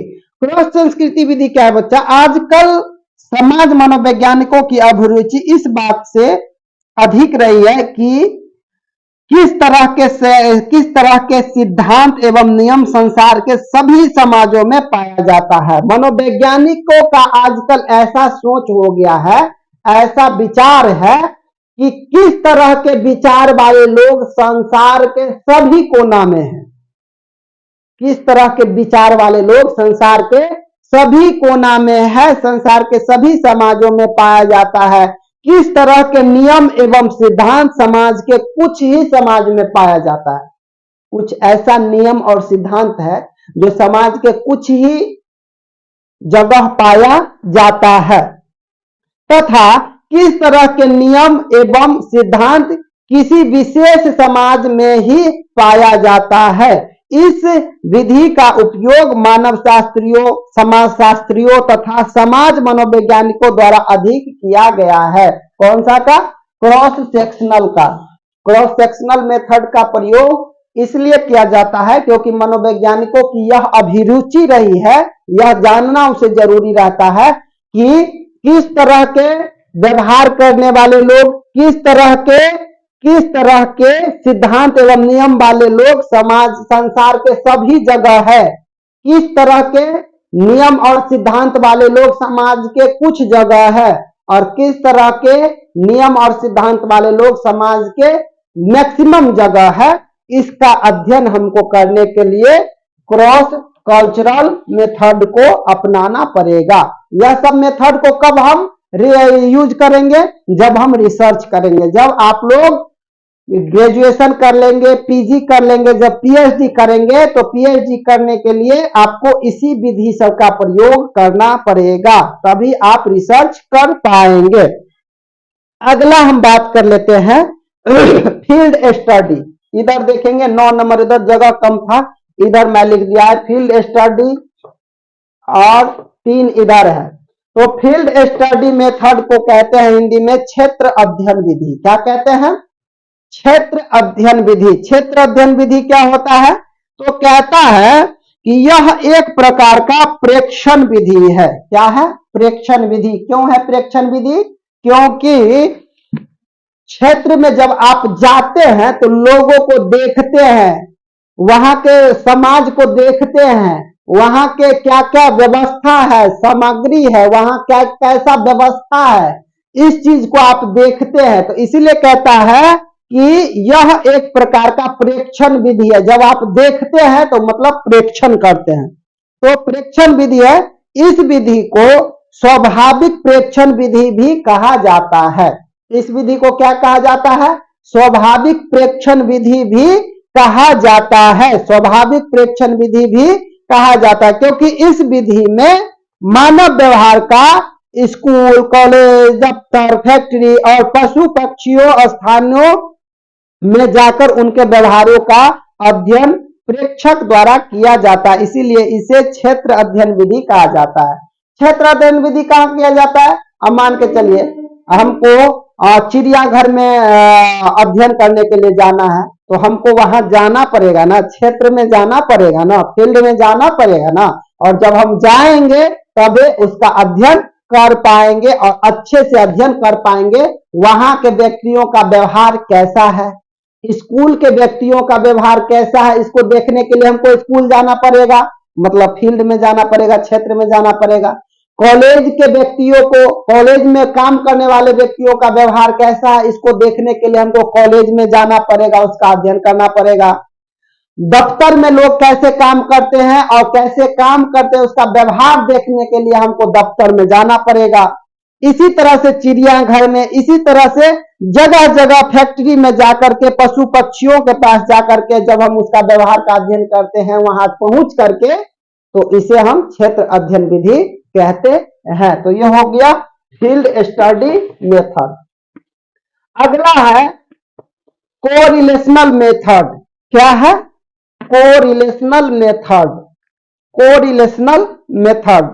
कोरिलेशनल मेथड को हिंदी में सहसंबंधात्मक विधि कहते हैं। क्या कहते हैं? सहसंबंधात्मक विधि कहते हैं। सहसंबंधात्मक विधि कहता है बहुत सारी ऐसी परिस्थितियां होती है जिनमें प्रयोगात्मक शोध संभव नहीं होता है। अभी तक तो प्रयोगात्मक शोध के बारे में हम लोग बात कर रहे थे कि इस पर रिसर्च कैसे किया जाता है, इस विधि सब पर। लेकिन एक विधि ऐसा भी है, एक विधि ऐसा है कोरिलेशनल विधि, जो ये कहता है कि आप हर जगह प्रयोग नहीं कर सकते हैं। आप हर जगह प्रयोग नहीं कर सकते हैं। इसके लिए आपको क्या करना पड़ेगा कि आपको यह संभव नहीं हो पाता है। जैसे क्या तनाव से बीमारी होती है?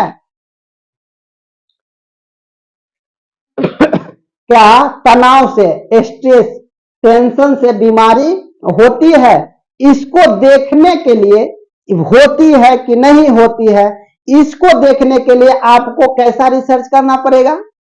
आपको उस व्यक्ति से जाकर के मिलना पड़ेगा, बातचीत करना पड़ेगा, रिलेशन बनाना पड़ेगा, तभी आपको पता चल पाएगा कि यह। एक बार की बात है, मैं डायबिटीज पर रिसर्च कर, स्ट्रेस पर रिसर्च कर रहा था।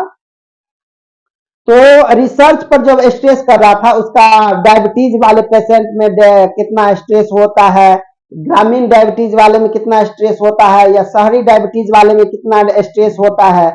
इस तरह से कम पैसे वाले व्यक्तियों में स्ट्रेस कम होता है या ज्यादा होता है, अधिक पैसे वाले व्यक्तियों में स्ट्रेस ज्यादा होता है या कम होता है। इस पर मैं अध्ययन कर रहा था तो उसमें डायबिटीज पेशेंट एक आया और उस डायबिटीज पेशेंट, एक डायबिटीज के कारण उसके पास बहुत सारे बीमारियां उसके शरीर में था और उस बीमारियों के कारण वह बहुत ज्यादा परेशान रहता था। तो एक डायबिटीज से बहुत सारे परेशानियां, बहुत सारे बीमारियां उसके शरीर में आ गई थी। इसीलिए कहता है कि इसका पता लगाने के लिए आप पूछेंगे उसे तो वो बताएगा नहीं, लेकिन इसका पता लगाने के लिए अगर आपका रिलेशन अच्छा है, अगर आपका संबंध उससे अच्छा है, तभी वो आपको बता सकता है। समझ में आ गया? तो इसीलिए सहसंबंधात्मक विधि में कहता है कि आप हर चीज को आप प्रयोग द्वारा संभव नहीं है। जैसे एक क्या तनाव से बीमारियां होती है, क्या धूम्रपान से कैंसर होता है? आप लोगों का जवाब होगा हाँ, लेकिन जो लोग धूम्रपान नहीं करते हैं उसको भी कैंसर होता है। तो क्या हम कहेंगे कि धूम्रपान से कैंसर होता है? जो भाई लोग नहीं करते हैं उसको भी कैंसर हो रहा है, तो कैसे हम मान ले कि धूम्रपान से कैंसर होता है? इसको जानने के लिए हमको रिलेशन, उससे सहसंबंधात्मक रिलेशन और रिलेशनल रिलेशन अच्छा बनाना पड़ेगा, तभी हमको पता चल पाएगा। अगला है कि मेटा विश्लेषण। क्या है? मेटा विश्लेषण। ये हो गया कोरिलेशनल मेथड। अगला है मेटा विश्लेषण। मेटा विश्लेषण, मेटा एनालिसिस कहते हैं इसको। कहते हैं मनोवैज्ञानिक अध्ययनों में मेटा विश्लेषण की विधि भी आजकल काफी लोकप्रिय है। इस विधि का भी लोकप्रियता बढ़ गई है। मेटा विश्लेषण की, मेटा विश्लेषण की लोकप्रियता काफी बढ़ गई है। मेटा विश्लेषण एक ऐसी जटिल सांख्यिकी विधि है जिसमें प्रयोगकर्ता एक विषय पर कई अलग अलग किए गए अध्ययनों को संयोजित करके किसी प्रकल्पना के लिए समर्थन स्थापित करने की कोशिश करता है। ये क्या होता है? Meta analysis. मेटा एनालिसिस जैसे एक कोई टॉपिक है और उस पर बहुत सारे मनोवैज्ञानिकों ने अध्ययन किया है, रिसर्च किया है। मेटा विश्लेषण में जैसे इससे पहले बहुत सारे मनोवैज्ञानिकों ने अपना अपना किसी विषय वस्तु पर रिसर्च किया है और उस विषय वस्तु में जो डाटा कलेक्शन उन मनोवैज्ञानिकों द्वारा किया गया था, वह डाटा कलेक्शन के आधार पर वह उसे संयोजित कर लेगा, वह उसे नोट कर लेगा और उसके आधार पर वह परिकल्पना करेगा कि आगे चल के ऐसा होने वाला है, इस तरह का आगे चल के होगा। तो इसे ही हम मेटा विश्लेषण कहते हैं। मतलब पूर्व में जो भी रिसर्च हुआ है, अध्ययन हुआ है, उसका एनालिसिस करना, उसका अध्ययन करना और अध्ययन के आधार पर हम परिकल्पना करते हैं कि आगे ऐसा होगा, ये होगा, इस तरह से आगे बढ़ेगा। तो इसे हम मेटा एनालिसिस कहते हैं। बहुत अच्छी बात कि आज नए दिनों में हम इस क्लास को शुरू किए हैं। पहले ही बता चुके हैं कि यह क्लास 0 से लेकर के शुरू हुआ है। न्यू ईयर में 1 तारीख को शुरू हुआ है और यह बहुत आगे तक जाएगा, बहुत आगे तक जाएगा। और आपसे हम निवेदन करते हैं कि यह अगर आप यहाँ इस चैनल से, इस YouTube चैनल से पढ़ाई कर रहे हैं तो पढ़ने के साथ साथ यह वीडियो अपने दोस्तों में भेजें, ताकि आप सब्सक्राइब कर लेंगे और जब सब्सक्राइब कर लेंगे तो कॉलेज यूनिवर्सिटी के जितने भी नॉलेज है, जितने भी नोटिफिकेशन है, जैसे कब फॉर्म भराएगा, कब रजिस्ट्रेशन होगा, कब इंटरनल एग्जाम होगा, कब प्रैक्टिकल एग्जाम होगा, कब कॉलेज बंद है और कब कॉलेज खुला हुआ है, इस सभी चीज़ों का जानकारी हमारे सर इस YouTube चैनल पर देते रहते हैं। इसीलिए ये मेरे सर का चैनल है, आप भी सब्सक्राइब कर लीजिए तो बहुत अच्छा रहेगा। फिर आप लोग पढ़े हैं तो आप लोगों को फायदा तो होगा ही होगा, उसको भी अधिक से अधिक फायदा होने वाला है। तो इसी वीडियो को हम, इस क्लास को हम यहीं पर समाप्त करते हैं। तब तक आप लोग, बहुत सारे लोग आज न्यू ईयर में मना रहे होंगे, एंजॉय कर रहे होंगे, तो अच्छे से मनाइए, एंजॉय कीजिए, पढ़ाई कीजिए, अपने मम्मी पापा के साथ साथ अपने समाज का, अपने गांव का नाम रोशन कीजिए, तभी आप कामयाब हो सकते हैं। एक बार फिर से मनोविज्ञान के या सभी बीएड के बच्चों को इस क्लास में, इस वीडियो में स्वागत है, अभिनंदन है। आज हम लोग पढ़ेंगे इंटरव्यू के बारे में। आप अपने घर के आसपास या बड़े भैया से या किसी फुआ के लड़के से या फुआ की बेटी से सुनते होंगे कि हम इंटरव्यू दे करके आए हैं या हमारा इंटरव्यू इस डेट का है। तो इंटरव्यू होता क्या है, इंटरव्यू का पर्पस, उद्देश्य क्या होता है, इंटरव्यू क्यों लिया जाता है, आज इसी विषय वस्तु पर हम लोग चर्चा करेंगे इस वीडियो में। जो लोग अभी तक नहीं हमारे चैनल को सब्सक्राइब किए हैं उनसे आग्रह है कि जल्दी जल्दी चैनल को सब्सक्राइब करके और अपने दोस्तों में भी शेयर करें और उनसे बोले कि यह चैनल को सब्सक्राइब करें, ताकि कॉलेज और यूनिवर्सिटी से जुड़े हुए सभी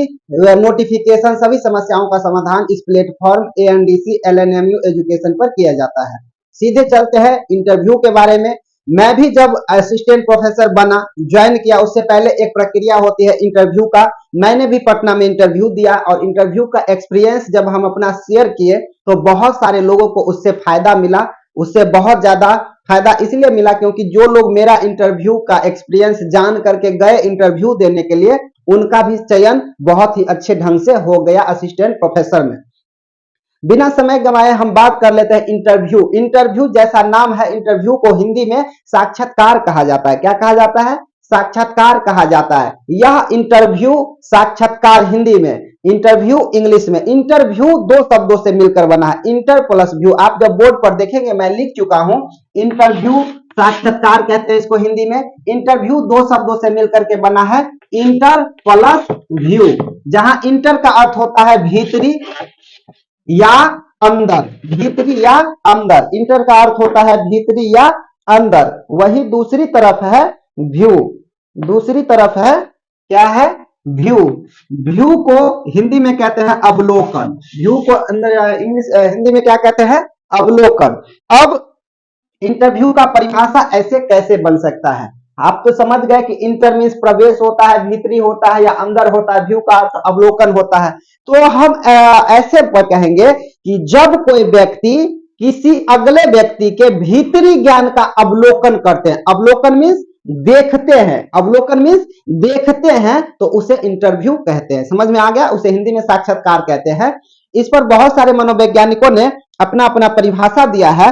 काय साक्षात्कार को अंग्रेजी में इंटरव्यू कहते हैं। इंटरव्यू दो शब्दों से मिलकर बना है, इंटर प्लस व्यू, जहां इंटर का अर्थ होता है भीतरी एवं व्यू का अर्थ होता है अवलोकन। जब किसी के भीतरी ज्ञान का अवलोकन किया जाता है उसे इंटरव्यू कहते हैं। अर्थात साक्षात्कार का अर्थ हुआ भीतरी अवलोकन करना, भीतरी ज्ञान का अवलोकन करना। इस प्रकार साक्षात्कार के द्वारा हम किसी भी व्यक्ति के भीतरी ज्ञान का अवलोकन करते हैं।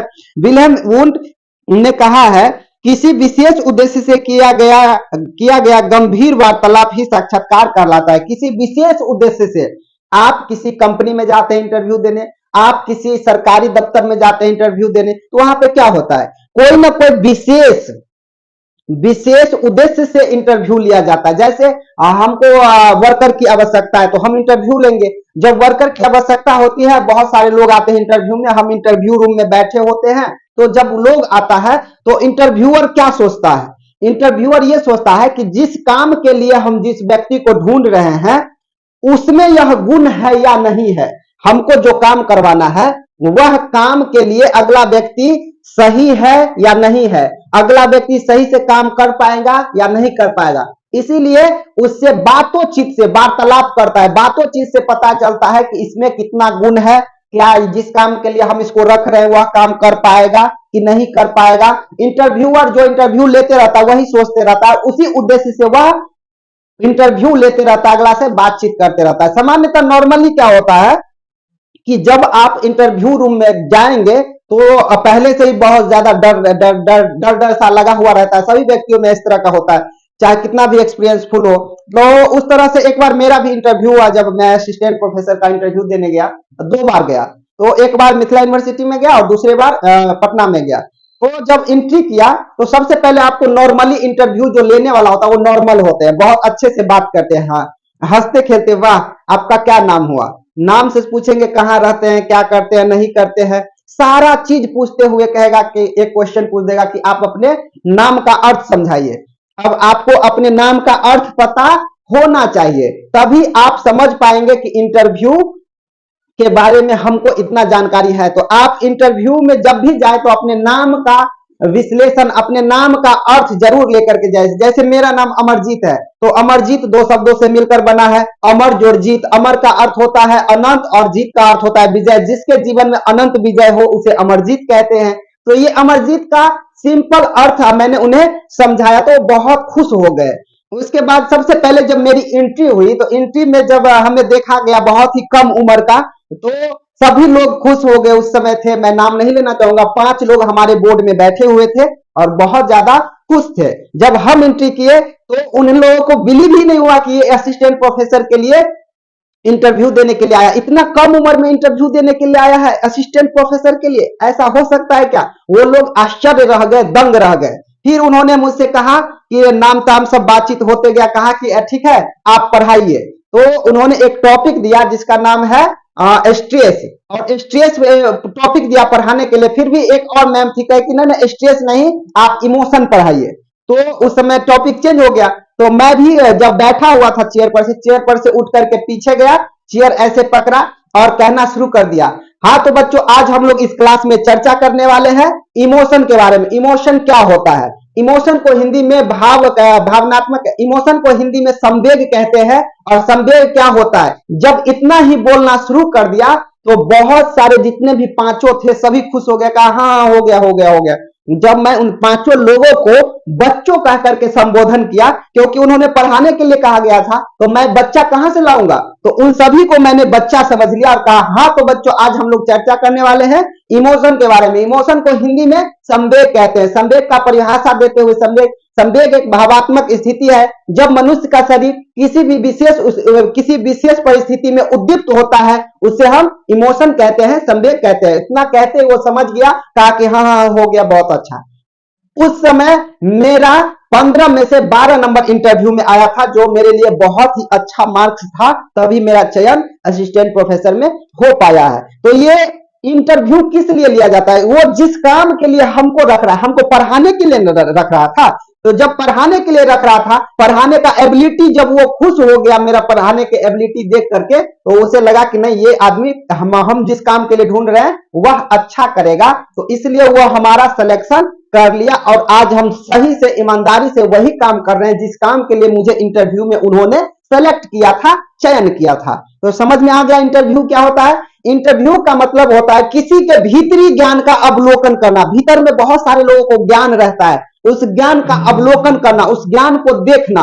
तो जब किसी भी व्यक्ति के भीतरी ज्ञान का अवलोकन करेंगे उसे इंटरव्यू कहते हैं। समझ में आ गया? चलिए आगे बढ़ते हैं।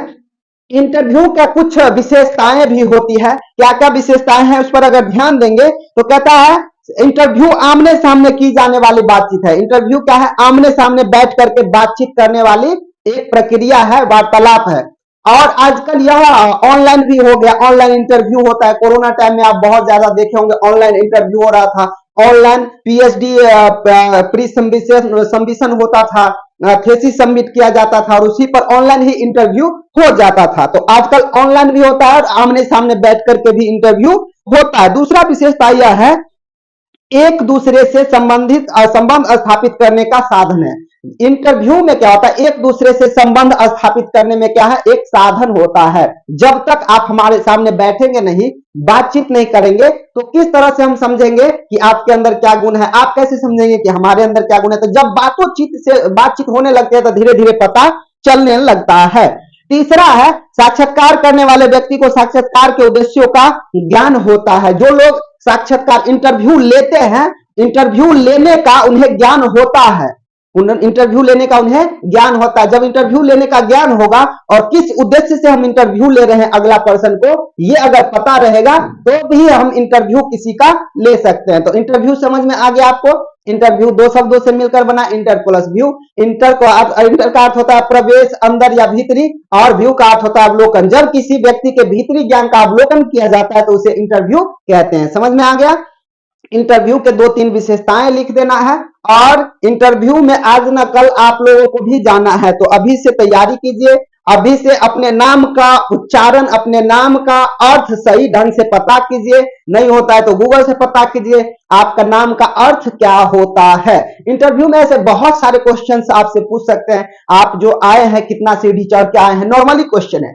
आप शर्ट पहने, आपके शर्ट में कितने बटन हैं, आप उस समय तो काउंट नहीं करने लगेंगे।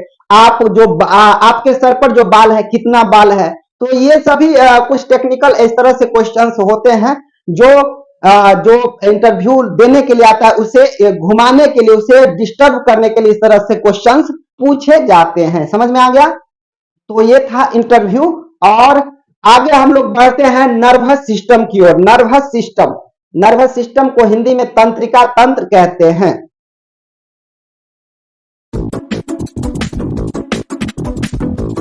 हेलो बच्चों, कैसे हैं आप लोग? उम्मीद करते हैं कि आप लोग बहुत ही अच्छे होंगे।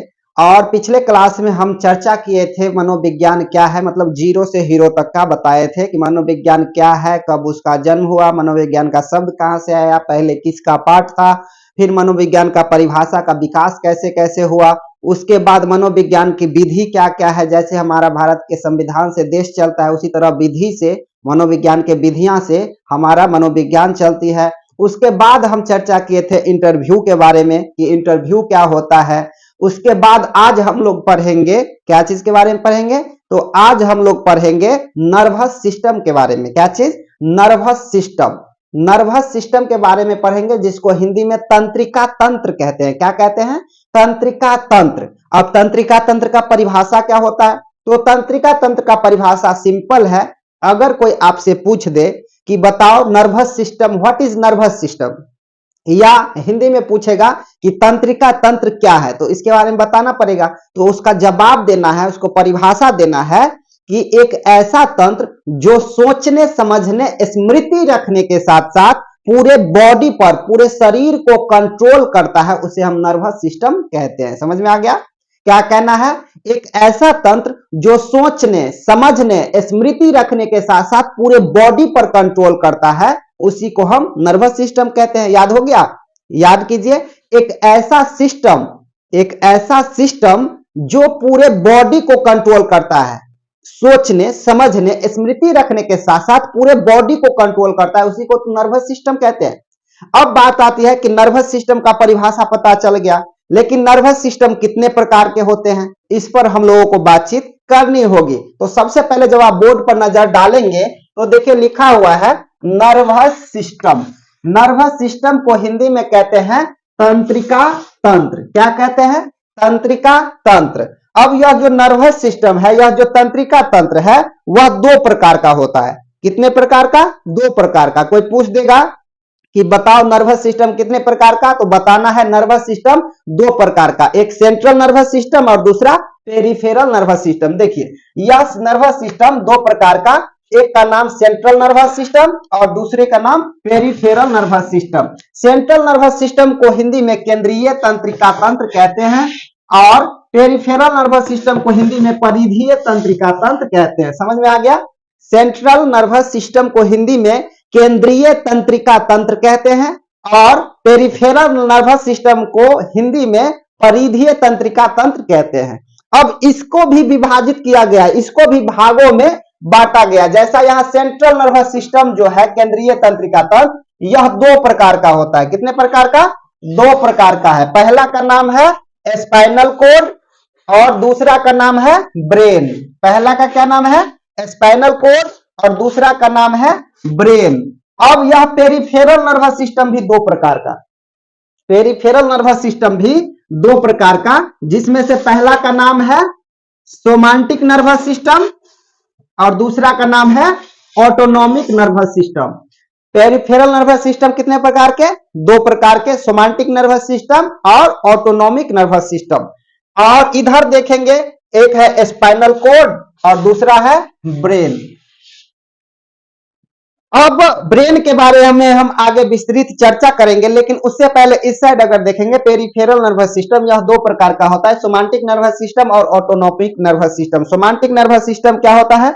तो सोमांटिक नर्वस सिस्टम कहता है कि एक ऐसा सिस्टम, एक ऐसा तंत्र जो ऑटोमेटिक होते रहता है, उसे ऑटोमेटिक नर्वस सिस्टम कहते हैं। जिस पर हमारा कंट्रोल है उसको सोमांटिक नर्वस सिस्टम कहते हैं, और जिस पर हमारा कंट्रोल नहीं है उसको ऑटोनॉमिक नर्वस सिस्टम कहते हैं। समझ में आ गया?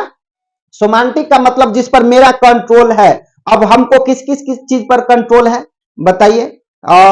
मेरा मन करेगा तो हम घर से बाहर जाएंगे, मेरा मन नहीं करेगा तो हम घर से बाहर नहीं जाएंगे। ये मेरे ऊपर है ना, मेरे ऊपर जो निर्भर है, जो हम कर सकते हैं और नहीं भी कर सकते, जो मेरे बस की बात है उसे सोमांटिक नर्वस सिस्टम कहते हैं। समझ में आ गया? जो मेरे बस की बात, मेरा मन होगा तो खाना खाएंगे, मेरा मन होगा तो खाना नहीं खाएंगे, मेरा मन होगा तो पढ़ाएंगे, मेरा मन होगा तो नहीं पढ़ाएंगे। मेरा मतलब जो मेरे मन में है, मेरे बस में है, जो मेरे बस में है उसे सोमांटिक नर्वस सिस्टम कहते हैं, और जो मेरे बस में नहीं है उसे ऑटोनॉमिक नर्वस सिस्टम कहते हैं। जो मेरे बस में नहीं है, क्या नहीं है मेरे बस में? जैसे हमारे शरीर के अंदर दिल है, दिल का हार्ट बीट का धड़कना, दिल का धड़कना धक धक धक धक धक धक चल रहा है लगातार, लेकिन हम चाह लेंगे कि इसको रोक ले तो रोक पाएंगे नहीं, ये ऑटोमेटिक हो रहा है, तो यह इसे ऑटोनॉमिक नर्वस सिस्टम कहते हैं। और हमारे शरीर में ब्लड का सर्कुलेशन है, वो चल रहा है, उसे हम रोक पाएंगे नहीं रोक पाएंगे, तो वो ऑटोनॉमिक नर्वस सिस्टम है। समझ में आ गया? लेकिन आंख को हमेशा जब हमारा आंख ऐसे ऐसे चलते रहता है, चलते रहता है, हम लगातार आंख को पूरे खोल के नहीं रख सकते हैं। ये ऑटोमेटिक है कि थोड़ा थोड़ा देर पर ये पलक झपकेगा, तो ये ऑटोमेटिक है, इसे ऑटोमेटिक ऑटोनॉमिक नर्वस सिस्टम कहते हैं। और जो मेरे बस में है उसको सोमांटिक नर्वस सिस्टम कहते हैं। समझ में आ गया? ये तो समझ में आ गया कि पेरिफेरल नर्वस सिस्टम दो प्रकार का, एक है सोमांटिक नर्वस सिस्टम और दूसरा है autonomic nervous system. Somatic nervous system जो मेरे बस में है, जो भी कुछ मेरे बस में है उसे सोमांटिक नर्वस सिस्टम कहते हैं, जो मेरे बस में नहीं है उसे ऑटोनॉमिक नर्वस सिस्टम कहते हैं। अब यह सोमांटिक नर्वस सिस्टम भी दो प्रकार का होता है, एक होता है अफरेंट और एक होता है इफरेंट। अफरेंट क्या होता है? अगर हम किसी का गाली सुन लिए, जैसे कोई मुझे गाली दिया, तो गाली दिया मतलब अफरेंट, और गाली का हमको प्रतिक्रिया देना है, चाहे पीट कर प्रतिक्रिया देना है, चाहे गाली दे करके प्रतिक्रिया देना है, मतलब तो वो हो गया इफरेंट। गाली सुनना का मतलब हो गया अफरेंट, गाली सुनना अफरेंट, और दे दनादन उसके बाद जो पिटाई होती है उसको कहते हैं इफरेंट। समझ में आ गया? गाली कोई दे रहा है इफरेंट, गाली कोई दे रहा है एफरेंट, और हम उसके प्रतिक्रिया जो दे रहे हैं, उसके बदले जो प्रतिक्रिया दे रहे हैं उसको कहते हैं इफरेंट। समझ में आ गया? एफरेंट और इफरेंट याद रखिएगा, एफरेंट और इफरेंट। एफरेंट पहले, एफरेंट गाली सुनना एफरेंट, और गाली देना या दे दनादन या पीटना उसका प्रतिक्रिया देना इफरेंट होता है। समझ में आ गया?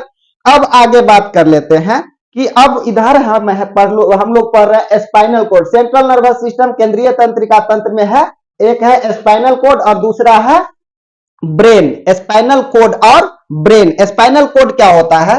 स्पाइनल कोड क्या होता है कि हमारे शरीर में स्पाइनल कोड है, शरीर रीढ़ की हड्डी को हम स्पाइनल कोड कहते हैं। क्या कहते हैं? रीढ़ की हड्डी को हम स्पाइनल कोड कहते हैं। इसके बारे में बाद में पढ़ेंगे, लेकिन इससे पहले जरूरी है ब्रेन पढ़ना। ये ब्रेन जो है, ब्रेन, क्योंकि हमारे शरीर में सेंट्रल नर्वस सिस्टम में ब्रेन सबसे ज्यादा महत्वपूर्ण है।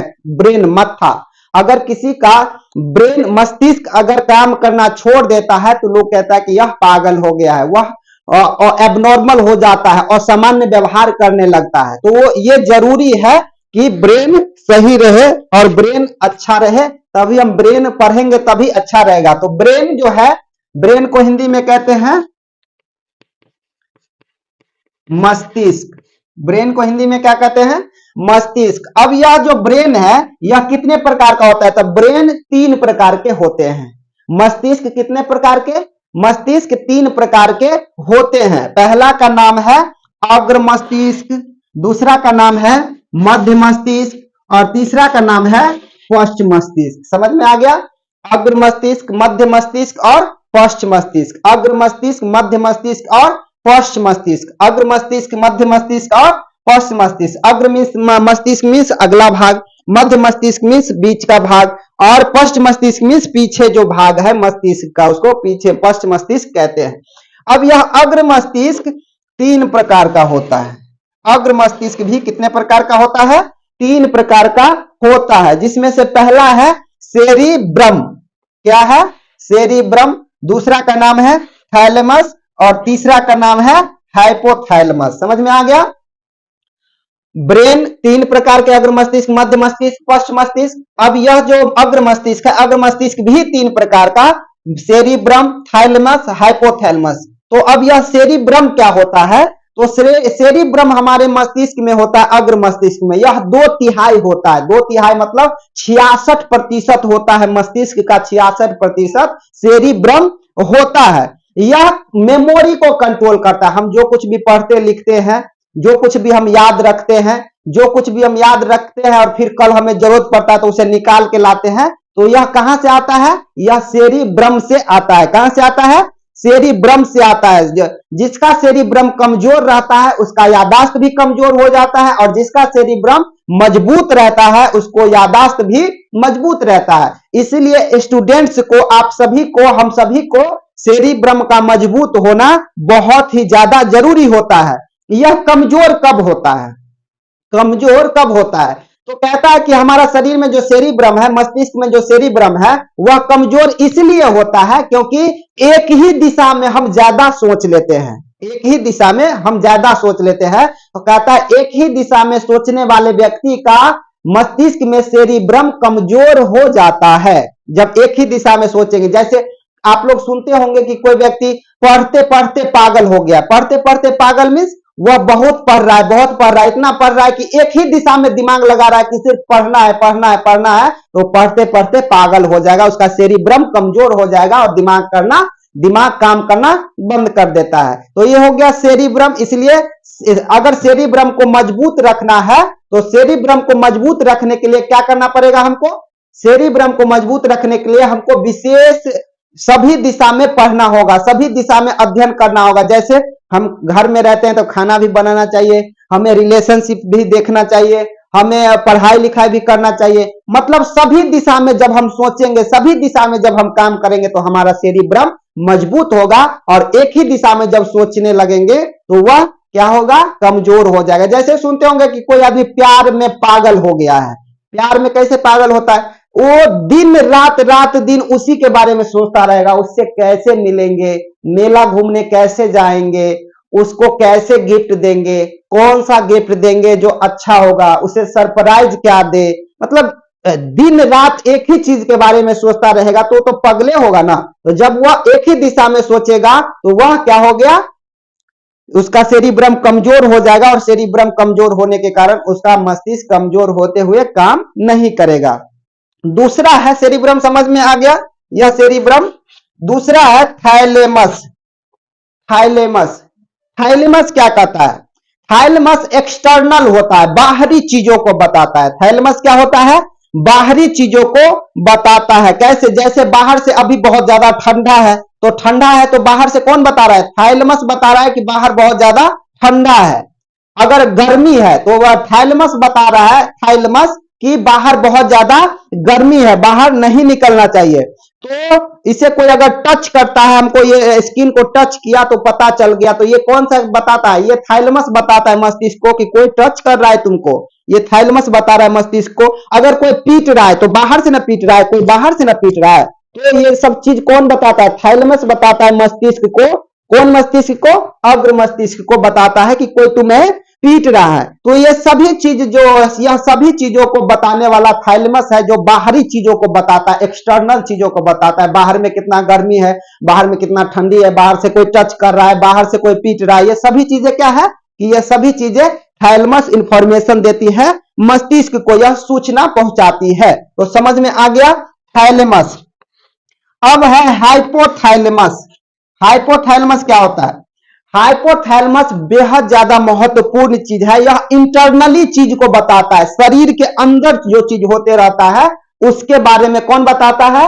हाइपोथैलेमस। शरीर के अंदर होने वाला चीज को कौन बताता है? हाइपोथैलेमस। कहता है यह अंदर की चीजों को बताता है। अगर अंदर का टेम्परेचर अधिक है, अगर अंदर का टेम्परेचर ज्यादा है तो पसीना निकाल देता है। अगर अंदर का टेम्परेचर, जब बुखार लगा रहता है ना अंदर का टेम्परेचर ज्यादा रहता है तो वह पसीना निकाल देता है या मलमूत्र निकाल देता है। ये अब पता चलेगा कि जब यह ज्यादा गर्मी रहती है व्यक्ति में तो वह क्या करता है, पसीना पसीना हो जाता है। और दूसरा यह है कि मलमूत्र ज्यादा जल्दी जल्दी लगने लगता है। तो समझ जाएंगे कि इसका एक्टिव है, क्या चीज एक्टिव है, इसका एक्टिव है हाइपोथैलेमस। समझ में आ गया, हाइपोथैलेमस एक्टिव है। अब यह हाइपोथैलेमस एक्टिव कैसे होता है, तो खाने पीने में देखेंगे कि लहसुन प्याज ये सब खाने वाले व्यक्तियों को जल्दी हाइपोथैलेमस एक्टिव हो जाता है। हाइपोथैलेमस एक्टिव किसको होता है, जो व्यक्ति लहसुन प्याज ज्यादा खाते हैं उसको हाइपोथैलेमस उसका ज्यादा जल्दी एक्टिव हो जाता है। और आप लोग देखते हैं कि साधु संत सब जब पहले बनते हैं साधु संत तो सबसे पहले उसे लहसुन प्याज त्याग देना होता है, नहीं खिलाना होता है। क्यों नहीं खाता है, इसलिए नहीं खाता है, ना लहसुन प्याज खाएगा ना इसे गुस्सा आएगा, क्योंकि यह हाइपोथैलेमस के कारण ही व्यक्ति को ज्यादा गुस्सा आता है। और गुस्सा किससे आता है, लहसुन प्याज ज्यादा खाने से। तो इसीलिए जो नए नए बाबा जी सब बनते हैं वो लहसुन प्याज नहीं खाते हैं। कहता है कि अगर आप ये सब चीज खाते हैं, लहसुन प्याज अदरक सब खाते हैं, तो आपका हाइपोथैलेमस 7 सेकेंड में एक्टिव हो जाता है। कितना सेकेंड में, 7 सेकेंड में, सिर्फ और सिर्फ 7 सेकेंड, 7 सेकेंड में एक्टिव हो जाता है। लहसुन प्याज खाने से हमारे मस्तिष्क का, अग्र मस्तिष्क का जो हाइपोथैलेमस है वह 7 सेकेंड में एक्टिव हो जाता है और वह काम करना शुरू कर देता है। यह प्यार मोहब्बत का जो सबसे बड़ा कारण है यही हाइपोथैलेमस है। ये हाइपोथैलेमस जब एक्टिव हो जाएगा तो यह कोई ना कोई कारनामा खड़ा कर देता है। और जब हाइपोथैलेमस एक्टिव नहीं होता है, इनएक्टिव होता है, तो उस समय कोई दिक्कत नहीं होती रहती है। तो समझ में आ गया, अगर किसी को किसी से प्यार हो गया, मतलब प्यार लव जो होता है वह 7 सेकेंड तक आइज टू आइज, आपके किसी से आइज टू आई मतलब किसी का आंख किसी के आंख से 7 सेकेंड तक लगातार लड़ी, इसका मतलब लव का वह फर्स्ट स्टेप होता है। समझ में आ गया, ये 7 सेकेंड बच के रहना है, नहीं तो ये 7 सेकेंड 7 जन्म का जिंदगी बर्बाद कर देती है। तो इसीलिए इस सब से बच करके रहना, तुम लोग को ये सब बिल्कुल नहीं करना है। अभी फिलहाल हाइपोथैलेमस को कंट्रोल रखना है, लहसुन प्याज कम खाना है। समझ में आ गया, तो ये था हमारा हाइपोथैलेमस। ये हो गया अग्र मस्तिष्क के पार्ट, तीनों पार्ट समझ में आ गया। दूसरा है मध्य मस्तिष्क। दूसरा क्या है, मध्य मस्तिष्क। मध्य मस्तिष्क भी 2 प्रकार का होता है। मध्य मस्तिष्क भी कितना प्रकार का होता है, 2 प्रकार का होता है। पहला का नाम है कार्पोरा और दूसरा का नाम है सेरिब्रल। पहला का नाम है कार्पोरा और दूसरा का नाम है सेरिब्रल। अब ये कार्पोरा का काम क्या क्या होता है, तो कार्पोरा का काम बहुत ही अच्छा काम होता है। कार्पोरा का काम होता है सुनने और देखने में मदद करना। हम जो कुछ भी सुन रहे हैं ये कार्पोरा के मदद से सुन रहे हैं, हम जो कुछ भी देख रहे हैं कार्पोरा के मदद से देख रहे हैं। तो कार्पोरा के काम समझ में आ गया। कार्पोरा कहां रहता है, मध्य मस्तिष्क में, मध्य मस्तिष्क में रहता है। तो मध्य मस्तिष्क में कार्पोरा रहता है और कार्पोरा का काम है सुनने और देखने का काम। वो गांधी जी का कहते थे ना कि 3 बंदर, बुरा मत देखो, बुरा मत सुनो और बुरा मत बोलो। तो ये 3 बंदर की जो कहानी है यहीं से निकल के आते हैं। कार्पोरा, ये मध्य मस्तिष्क में कार्पोरा होता है, कहता है कि सुनने और देखने का काम कौन देखता है, कार्पोरा देखता है। और उसके बाद है सेरिब्रल। क्या है, सेरिब्रल। कार्पोरा के बारे में समझ गए, सुनने और देखने का काम करता है कार्पोरा। उसके बाद है सेरिब्रल। सेरिब्रल क्या होता है, तो सेरिब्रल के कहता है कि रीढ़ की हड्डी में एक नस होती है। हमारी रीढ़ की हड्डी होती है, 31 पेयर होता है, 31 जोड़ी नसें होती है। तो रीढ़ की हड्डी में एक नस होती है, उसे स्पाइनल कोड कहते हैं। यह भी ब्रेन का एक हिस्सा है, यह भी ब्रेन का ही एक हिस्सा है सेरिब्रल। कहते हैं ना कि डिस्ट्रिक्ट में चले जाएंगे तो एक होता है डीएम साहब और एक होता है एसडीएम साहब, एडीएम साहब, assistant DM, district magistrate, assistant district magistrate. एक होता है डीएम डिस्ट्रिक्ट मजिस्ट्रेट और दूसरा होता है एडीएम असिस्टेंट डिस्ट्रिक्ट मजिस्ट्रेट। तो जब डीएम साहब नहीं रहते हैं तो एडीएम साहब काम करते हैं। जैसे मुख्यमंत्री और उप मुख्यमंत्री, जब मुख्यमंत्री नहीं रहते हैं तो उप मुख्यमंत्री काम करते हैं। तो इसी तरह से गांव में देखेंगे कि एक होता है मुखिया, एक होता है उप मुखिया। जब मुखिया कहीं चले जाते हैं, नहीं रहते हैं, तो उसके बदले उप मुखिया काम करते हैं। समझ में आ गया? तो उसी तरह से जब हमारा ब्रेन कहीं चला गया रहता है, किसी दूसरे सोच में खोया रहता है, कहीं दूसरा काम कर रहा होता है, तो उस समय हमारा स्पाइनल कोड ब्रेन का काम करता है। ये सेरिब्रल क्या करता है? ब्रेन का काम करता है। और यह ब्रेन का काम करता है, तभी हमारा मस्तिष्क और तभी हमारा शरीर सुचारू रूप से चल पाता है। समझ में आ गया? अगला बात करते हैं हम पश्च मस्तिष्क की। कौन सा मस्तिष्क? पश्च मस्तिष्क। पश्च मस्तिष्क के बारे में समझ गए। पहले समझ गए हम लोग अग्र मस्तिष्क, दूसरा हम लोग समझ गए मध्य मस्तिष्क, अब हम लोग समझेंगे पश्च मस्तिष्क। ये पश्च मस्तिष्क क्या होता है? पश्च मस्तिष्क, पश्च मस्तिष्क में दो प्रकार का होता है। पश्च मस्तिष्क में कितने प्रकार का होता है? दो प्रकार का होता है। एक का नाम है सेरिबेलम और दूसरा का नाम है मेडुला ऑब्लंगाटा। पहला का नाम है सेरिबेलम और दूसरा का नाम है मेडुला ऑब्लंगाटा। सेरिबेलम का क्या काम होता है? सेरिबेलम का काम होता है बैलेंस बनाकर रखने का। सेरिबेलम का क्या काम होता है? बैलेंस। जैसे अभी हम यहाँ खड़े हैं तो बैलेंस मेरा बना हुआ है, तो ये बैलेंस बनाने का काम कौन करता है? सेरिबेलम करता है। हमारे मस्तिष्क में पश्च मस्तिष्क में एक है सेरिबेलम, वही कंट्रोल करता है, बैलेंस बनाकर रखा हुआ है। आप लोग देखते होंगे आपके आसपास इधर उधर शराबियों लोग बहुत रहते होंगे, तो शराबियों का जो सबसे ज्यादा जब शराब पीता है तो वह मस्तिष्क से शरीर का कंट्रोल तोड़ देता है। मस्तिष्क से शरीर का कंट्रोल यहाँ गर्दन से तोड़ देता है। अब गर्दन से तोड़ दिया तो उसका बैलेंस बिगड़ेगा ना, क्योंकि ये कंट्रोल रखने का काम किसका है? सेरिबेलम का। सेरिबेलम का है मस्तिष्क में। और जब शराब पीते हैं तो गर्दन लंग से पूरा तोड़े देता है वह। तो जब गर्दन लंग से तोड़ देगा तो इसका शरीर का और मस्तिष्क का कनेक्शन टूट गया, जिसके कारण शराबी हिल डोल करके चलने लगता है। जब वह शराब पीता है तो वह अपने कंट्रोल में नहीं रहता है। क्यों? क्योंकि मस्तिष्क से उसके शरीर का कनेक्शन टूट गया है, शराब पीने से जोड़ कमजोर हो गया है। तो यही सेरिबेलम है। सेरिबेलम यही काम करता है। कहता है कि सेरिबेलम बैलेंस बनाने का काम करती है। जैसे शराबियों हुआ, सेरिबेलम का कंट्रोल में नहीं रहता। शराबी का सेरिबेलम क्या कर रहा है? कंट्रोल में नहीं रहता है। शराब से यह कमजोर हो जाता है, जिसके कारण उसका बैलेंस बिगड़ते रहता है, बिगड़ते रहता है। चलता है इधर, चलता है उधर, चलता है इधर, देखता है उधर। तो यह बैलेंस बनाने का काम करता है सेरिबेलम। अगला है मेडुला ऑब्लंगाटा। क्या है? Medulla oblongata. तो यह श्वसन तथा पाचन को कंट्रोल करता है। हम जो सांस लेते हैं वह मेडुला ऑब्लंगाटा कंट्रोल करता है। हम जो कुछ खाते हैं उसको पचाने का काम कौन करता है? मेडुला ऑब्लंगाटा करता है। तो ये सब चीज याद रखिए कि कौन से काम किसका है, कौन से काम किसका है। अब हम लोग बात कर लेते हैं इधर जो स्पाइनल कोड था। तो स्पाइनल कोड में कहता है कि स्पाइनल कोड में 31 पेयर होती है, 31 जोड़ी नसें होती है। कितनी नसें होती है? 31 जोड़ी नसें होती है। 31 दूना 66 हमारे शरीर में स्पाइनल कोड रीढ़ की हड्डी में नसें होती है। अब कहते हैं कि सर के हड्डियों को क्या कहा जाता है? तो सर के हड्डियों को क्रेनियम कहा जाता है। सर में जो हड्डी है उसको क्या कहा जाता है? क्रेनियम। सर के हड्डियों को क्या कहा जाता है? क्रेनियम कहा जाता है। सर के हड्डियों को क्रेनियम कहा जाता है। सर के हड्डियों को क्या कहा जाता है? क्रेनियम कहते हैं। क्रेनियम में हड्डियों की संख्या कितनी होती है? मस्तिष्क में हड्डियों की संख्या 8 होती है। कितनी? 8। 8 कैसे होगा? क्रेनियम में हड्डियों की संख्या कितनी होती है? 8 होती है। हमारे मस्तिष्क में हड्डियों की संख्या 8 है। इसको मस्तिष्क की हड्डी को क्रेनियम कहते हैं, इसलिए क्रेनियम 8 होती है हमारे मस्तिष्क में। ब्रेन और ब्रेन के ऊपरी हड्डी के बीच में एक झिल्ली होती है, थैली होती है, इसे मेनिंजाइटिस कहते हैं। मेनिंजाइट इसको कहते हैं।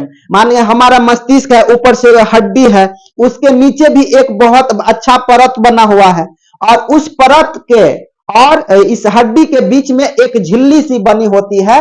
और उस झिल्ली का काम होता है कि जब कोई बाहर से ज्यादा चोट लगे तो वह उसको कंट्रोल कर पाए, बर्दाश्त कर पाए, मस्तिष्क तक चोट नहीं पहुंचने दे, हड्डी में ही लग के रह जाए। तो यह हड्डी तक ही लग कर रहता है।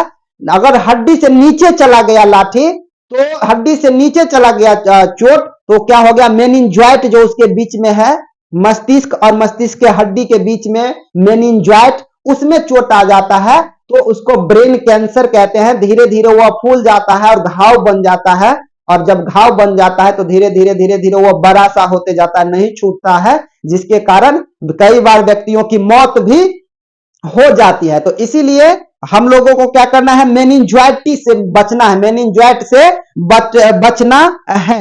एक बड़े समाज सुधारक रहे राजा राम मोहन राय, का नाम आप लोग सुने होंगे। राजा राम मोहन राय इस तरह से समाज के बारे में सोचते थे, देखते थे, रहते थे, बहुत समाज को सुधारने का काम किया।